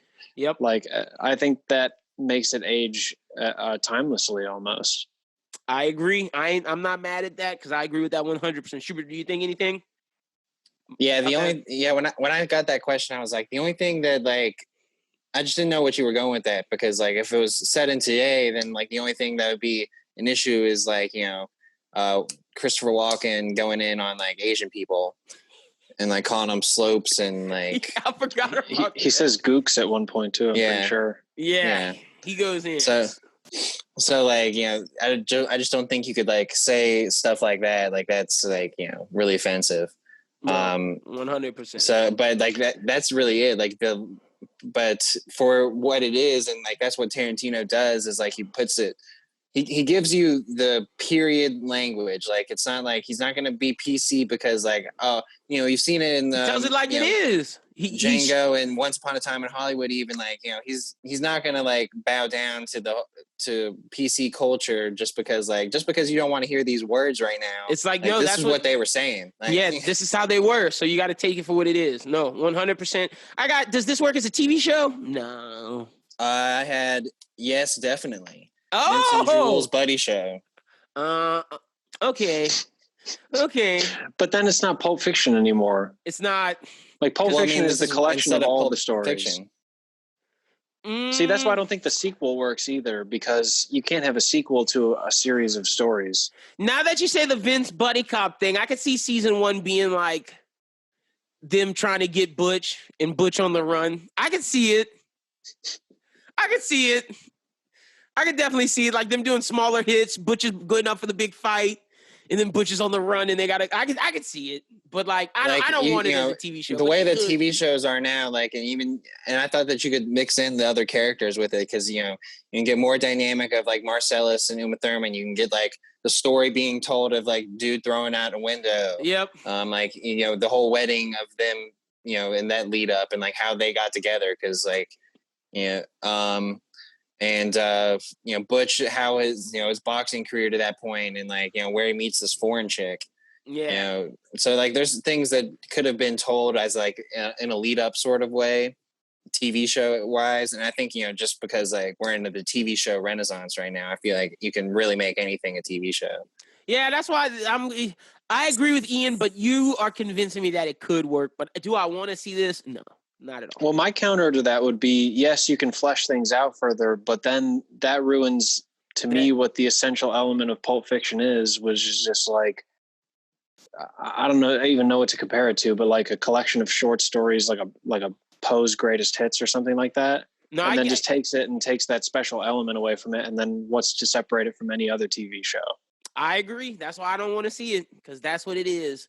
All right, soundtrack rating. I wanted to get a little soundtrack rating. I'm giving this soundtrack composed by Tarantino a solid 3.5. 3.5. I think it's out of 5, right? Yeah, 3.5 out of 5. It could be a 4, but like after seeing some of the other Tarantino movies and the way they were scored, I think this one was scored decently. I just think it was just, his first time doing it, and it was give him a solid 3.5. I thought he picked good songs though. Yeah, I definitely gave him a 4. Good songs. Give him a 4. Yeah, I'm not mad at it. 4.5. All right, we're going in order. Just because the opening theme is amazing, and then they go straight into Jungle Boogie after that, and I was like, yes, we're jamming now. Like, give me more credits. I need to just let this ride. And then they have in between the scene with the kids and the burger and the scene where Marcellus and Butch meet for the first time, they have Let's Stay Together, which is one of my favorite songs of all time. They also have Son of a Preacher Man, which is great. That was a good moment. That was a real the dance at the restaurant is really well scored, I thought, and choreographed, I guess. I wonder how much of that was actually like pre-done choreography and how much of it was just them like, all right, go out there and have a good time. Travolta can do his thing. Yeah, Travolta was just freestyling. Let him go nuts. And then they also had Girl, You'll Be a Woman Soon, which I think gained a lot of notoriety because of this movie. All right, look at Ian giving us that insight. Hell yeah. Fuck yeah. That's what we do this pod for. So 3.5, 4, 4.5. I dig it. All right. Does adding superpowers to this movie work? That's just one of the questions we add in this. I say no. No. All right, good. That was a hard no. That was a hard no. But I got a hard yes coming. Would this be good or better animated? I think it would be equally good animated, if not better, because they could have showed more violence. I would say no, just because that would take it from me. Like, I don't know if you've ever watched Trailer Park Boys, but the most recent season of Trailer Park Boys, they go animated, and it's a completely different feel. Obviously, I think the way that they shoot this movie in a lot of the scenes, like the scene where they're in the hallway outside the apartment before they go in with the kids in the Kahuna Burger, like I think a lot of the lighting choices and the camera choices, you wouldn't be able to get that same effect through animation. That's a good point. You know me, Schubert. I'm the anime guy. You know. Yeah, for me, like I said no, but my caveat to that is I could have seen them do the TV series animated. That's where we combined our ideas. A Bebop style Pulp Fiction. I ain't mad at it. I'm not. Yeah, I could have seen with the animes Bebop, where the only American cartoon I could compare to what it would be like is Rick and Morty, just because it would be violent and more of a one-off episode type feel. Say that again, Ian. And like more of a one-off episode kind of deal rather than a continuous series. Yeah. Maybe some connection between the episodes here and there, but I would say Rick and Morty is generally like a one-off bit, as opposed to a continuous plot. I would like that, but that's why I would even do Bebop style, where it's like each episode's its own thing. And then you have some tires in there, like the Butch storyline would be a tire in there that we would see throughout, like maybe multiple, but it would just pop up in random episodes. Yeah, it would be interesting to see the connection or the crossover, like every 3-4 episodes. Yep, that's like I could see them doing something animated with Pulp Fiction today. Yeah, like based off the movie that we've seen. With what you're saying with the Vega prequel. Like I could see that being animated because like you just can't do that now. That's true. I would dig that. The Vega brothers animated. Ooh, that'd be lit. All right. Solid. Okay. Should this movie have won an Oscar? We've all said yes. And we've talked about what do we think? I don't say yes. Oh, you don't think yeah? I thought we said yeah. You thought Forrest Gump deserved to win over this? Well, like I said, like I just feel like the movie was not cohesive when you're looking at Forrest Gump and then, knowing what the Oscars is, and it was just like, it wasn't ready for that. But like, and then I don't feel like any of the acting performances would have been better than what Tom Hanks did in Forrest Gump. Like, it's a hard movie to compare it to. It's just like what we were talking about in the beginning, where like you're comparing Pulp Fiction to, movies that you wouldn't compare it to because they're two completely different things. Yeah. I'm not saying for the actors, because I don't think, although I think it won the proper Oscar that it did win. That's true. Original screenplay. Screenplay, yeah. So you could convince me Sam Jack should have won. Sam Jack. You could convince me that Tarantino could have won director. That's kind of where I'm going with it. I think he should have won director, if anything. So yeah, I could see the director one for sure. And I agree. They gave it to Zemeckis. What did he win it for? He gave me one for Forrest Gump. Like, I'm not mad at you giving Forrest Gump Best Picture, but like, I didn't know who the director for Forrest Gump was. I should probably know that, being from Alabama. But. Same dude from the same dude who did Back to the Future. Yeah, so Zemeckis and Hanks have a thing. Yeah, they do. So that makes sense. Polar Express too later down the line. I don't know if necessarily Pulp Fiction should have won it over Forrest Gump. That's a tough one to beat, by anybody going up against Forrest Gump. I mean, especially now seeing how it's aged, but I do think Sam Jackson, of anybody in that movie, was the one who had a shot at Best Actor. Now that we're talking about it, I kind of want to see what everything was. Like, that's where Best Original Screenplay, yes, glad it won. By the way, Daniel Day-Lewis was also in the running to be Vincent. That would have been lit. That would have been lit. Yeah, he was also in the running. DDL, way to drop the bomb at the end, Schubert. It buried the lead. It hit my head because, like, when I'm looking at actor in lead role, he didn't do it because he did it in the name of the father, which is what he was nominated for. And Lawrence Fishburne was also nominated this year.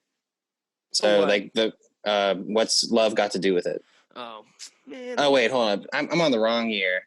But, still. Because, like, this is hard because it's like, so this would be the 67th Oscars. It'd be 90. It's 96.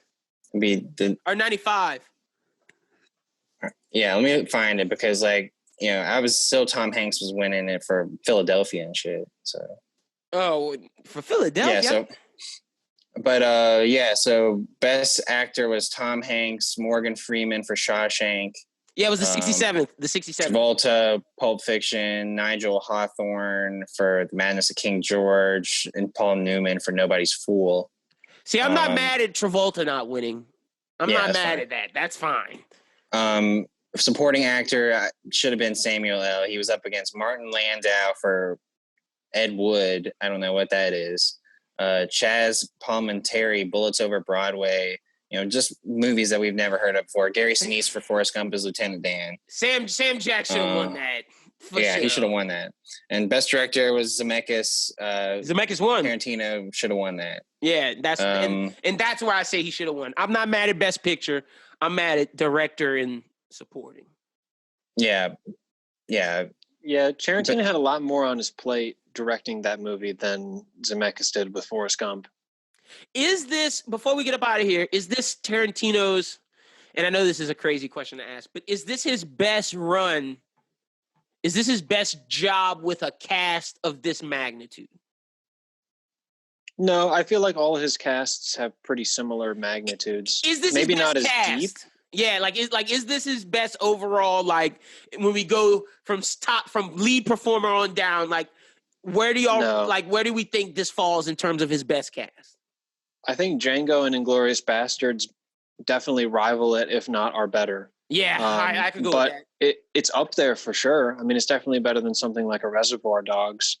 But I don't think it's the best. I might say Jackie Brown is better casted than this. Jackie Brown does have a really great cast as well. It's top 5, but I don't know if I'd put any higher than 5. Like I want to talk this out because we'll do this again when we talk. Well, if we're talking deep too, Once Upon a Time in Hollywood is pretty deep. That's DiCaprio, true. Pitt, Roby, Neil Hirsch, Timothy Olyphant. But I can argue Glorious Bastards over that.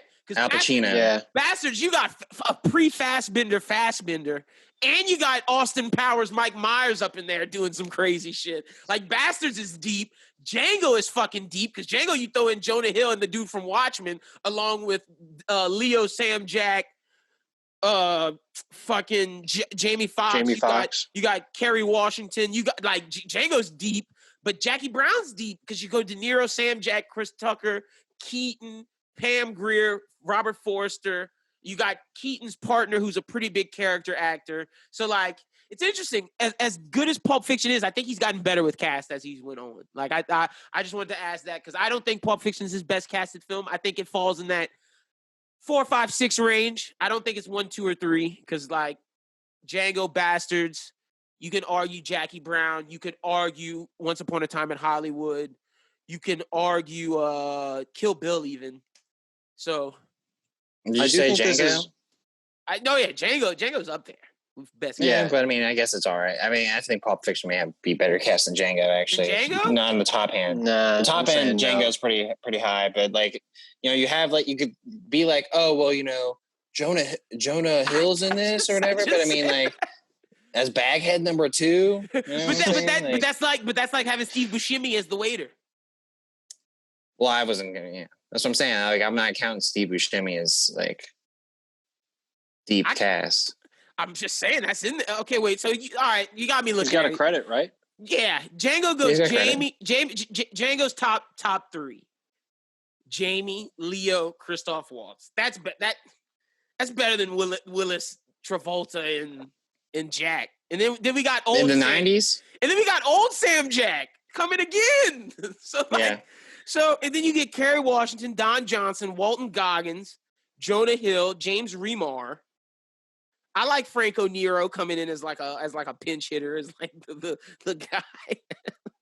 Django's top heavy though. Django's top heavy. Yeah, whereas top heavy. but I think the best one is Bastards.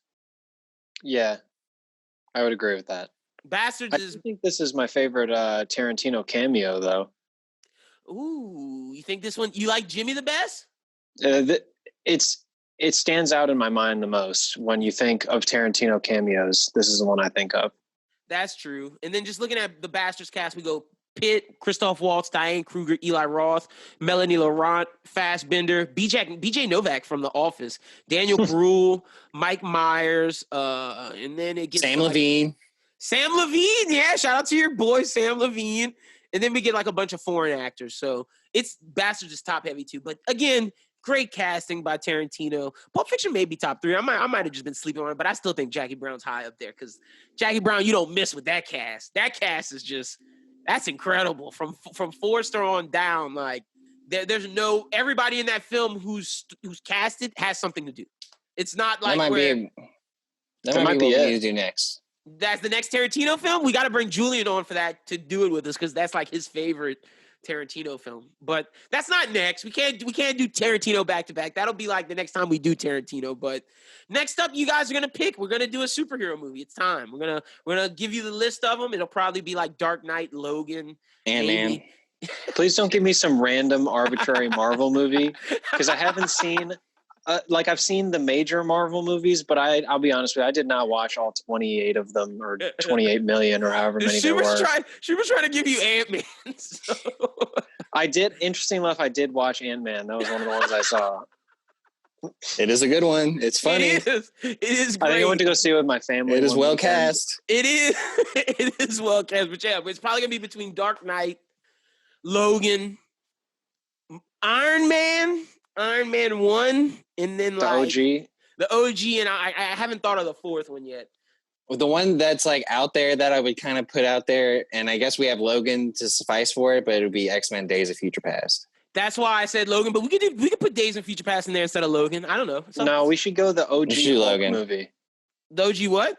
The OG Hulk movie with like before the Marvel Universe. Oh God, with Eric Bana? Oh God, no way, bro. That's like when we do a joke run it back. Like that's like a joke one where it's like, damn, this shit sucks. Are we sure we don't want to do Batman and Robin? We should just have him choose between 4 different iterations of Batman. We could get him to choose between Batman and Robin, the Incredible Hulk, the Eric Bana movie. We could get him to choose the 1980s Captain America movie with the felt mask. Yeah, I didn't even know this existed. And then we could get Superman 4, the one with Richard Pryor, where Superman saves black people. So like those can be the shitty movies we pick. Wait, just specifically? Just specifically black people. Him and Richard Pryor. Oh, clearly shit. I need to have some homework to do now. But no, it's going to be between Dark Knight. Schubert, you make a good point for Days of Future Past, but I just feel Logan's the quintessential X-Men flick.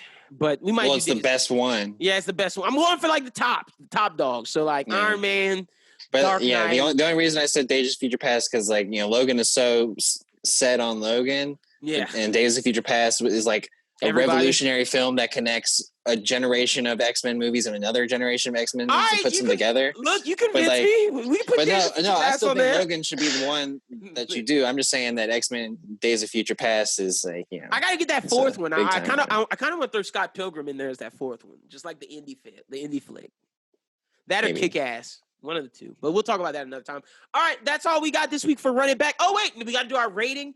And is this the new Run It Back King? So we had an aggregate score of, what do we have, 8.8? I think we had an aggregate score of 8.8 for whatever we had for Goodfellas, I'm putting it ahead of it. Oh, you put Pulp Fiction ahead? She was just cutting the lead already.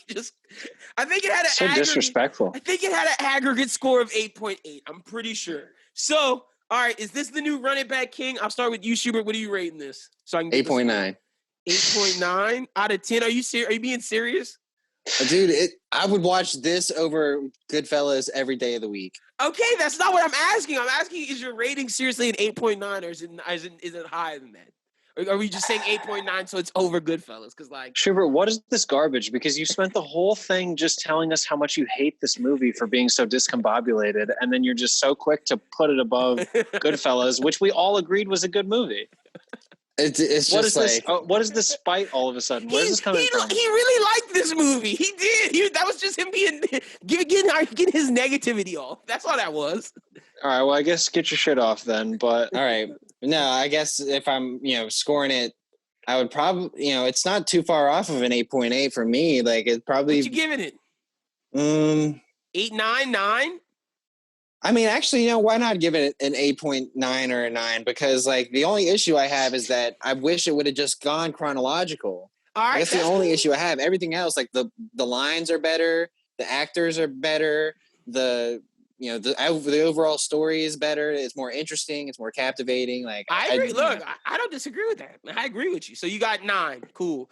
I got solid 9.1. This movie is great. I definitely got it over Goodfellas. So 9 plus 9.1. Ian, what you rated out of 10? See, I'm not giving this movie as much love because I'm actually going to take Schubert's qualms here and apply them to my overall score. Somehow Schubert's qualms and his score seem to be disconnected. Ian's about to bring down this rating. Let's see what we got. I'm going with 8.4. Oh, shit. All right, let's see what the aggregate score is. I'm going with 8.4 because like Schubert has been saying this whole podcast, and that's why it's so frustrating to me, that the first 2 times I watched this movie, I had no idea what was going on. I walked away from it the first time feeling like I had just wasted 3 hours of my life. That's and fair. The second time was like a year and a half later when someone finally convinced me to rewatch it. There was a long time where I was like, no, screw this movie. I'm never watching it again. Because it was that discombobulated. I was like, why? Look, I'm mad at it. I'm mad at it. And when I watched it with my girlfriend this weekend, I admitted that I fell asleep during like 20 minutes of it, and she fell asleep the whole thing. So look, I'm not mad. So but Schubert, 9, but Schubert, I'm hyped with you. I'm hyped with you. No, stand with me at the 9. Stand with me firm. This is good Tarantino. 9. So we're at an aggregate score of 8.8333333. The 333 makes Pulp Fiction the new Run It Back king, baby, over Goodfellas. Ian is appalled. I'm so pissed. So Pulp Fiction is the new Run It Back king for right now, but I'm sure that'll change. I'm sure once we get if Dark Knight wins, I don't know what I'm rating that. That's I think a high. That could sit on the throne for a long time. That's a high. That's a high. IMDb has Pulp Fiction at 8.9. Ooh, we're right on the target, baby. We're right Fair on the enough. target. 8.8. And it has Goodfellas at 8.7. Ooh, we're still on brand. Look at us. Look at us go. We're 8.8 and 8.8333 repeating. So we're right. We're right in space. Hell yeah. All right, I see what's up. So Run It Back is the new king by 0.3. 0.3. Crazy. All right. So, yeah, that's it. All right, Ian, tell the people they can find you on social media, brother. You can find me on Twitter at IanBWT, IANBWT. I know there's a lot of confusion over how you spell Ian these days, so I'm going to clarify. You can find me on SoundCloud at Chop Shop. You can find me on YouTube at Old Daddy, OLEDADDY. Is an important distinction again. You can find me on Instagram at IanHawley12. Y'all go follow Ian. Y'all make sure y'all go check out his project, Old Daddy. Schubert, tell the people they can find you on social media. You can find me on Twitter and Instagram at aschubert14. You can listen to the Bros Who Binge podcast every week, start of the week, Monday. We reviewed Tenet last week, which is dope. Go see it, but don't risk your life, It is amazing.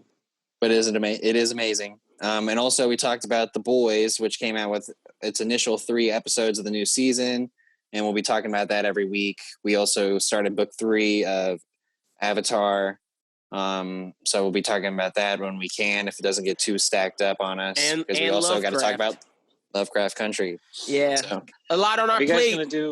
Are you guys gonna do Korra after you do Avatar? Yeah, that's the plan. Yeah. That's the plan. It's just, don't look too excited about it over there. Because we're not. Lyndon's not. Okay. Not. Are you one of those people that absolutely hates Korra? I'm one of those people that I don't like it. But so many Avatar fans who I respect, shout out to Ashley C., shout out to Chase, shout out to the people on Twitter who have tried to convince me that Korra is the shit. I told them I was waiting for this rewatch to reanalyze it. So, like... Korra is great in some ways, but in other ways it lacks. So, like, it's just, like, it's not perfect. But rewatching Avatar is just making me fall in love with it again. Like, this show is great. Yeah. Well, Avatar, the problem with Korra is it tries to follow one of the greatest shows of all time and, debatably top 5 animated shows of all time. Maybe not animes as in the anime style. But American anime. American animations, and it's one of the top 5. It has the same issue. Anything to follow that is just tough. Yeah, it has the same issue that Star Wars had with doing the sequel trilogy. It's like now you have to tell people who have had beloved characters for years how their lives ended up and explain. It's hard because, like the Star Wars sequel, you show some of the OG cast, you don't show others, and we don't find out truly what happened in that time. Like, you give us Katara, Toph, and Zuko, but only in small bursts, and like you only get them like once in the respective seasons, and then like Aang, we see it in like a flashback. No Sokka, like Sokka's just a flashback person, and then that's about it. So it's like what Schubert said with the Star Wars they're sequel. like 100 problem. years old at that point. Yeah. Well, Katara is. Zuko is like super old. They're definitely like 80s plus. Yeah. And like Toph even says at one point, you got to let the kids have fun. You know, you got to let the kids handle their business. That was the writers telling us, like, get over it. That's what that was. So quit your whining. We're making a new show. But I'm gonna watch it when we get to it. We still got some time to go. Mandalorian's gonna be before that, so fair enough. October 30th. So I mean, I don't know. We'll see. Well, bring me on for the Korra review. I'll keep you honest. All right, I'll tell you why it's good. We'll bring you up on there because like we gotta finish book 3 though first. But all right, you guys can follow me at LinBWT. Follow Bros Who Think at Bros Who Think. Be sure to check out the most recent episode of Anime Talk. Be sure to check out the most recent episode of the Bros Who Think podcast. We got some anime content coming through the YouTubes as well. So subscribe to the YouTube. Subscribe to Apple Podcasts, Spotify, wherever you listen to podcasts at. But this is only on YouTube, so I don't know why I'm even saying that. But yeah, follow the Bros Who Think at Bros Who Think. But other than that, we will talk to you for the next Running Back, which will be a superhero edition when you see us 3 again.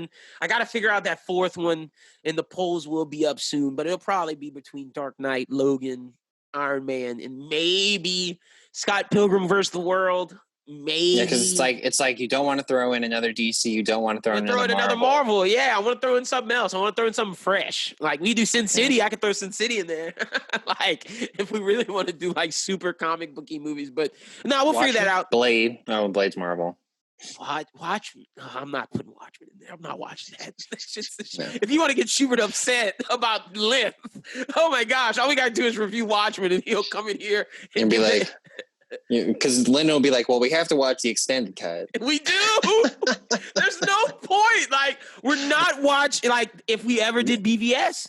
There's no. Well, I would agree with that because like there's no point in watching it if it's not the extended cut. No point. That's the thing with Zack Snyder movies. So But that's a conversation for another time. Until then, ladies and gentlemen, have a good one. Peace.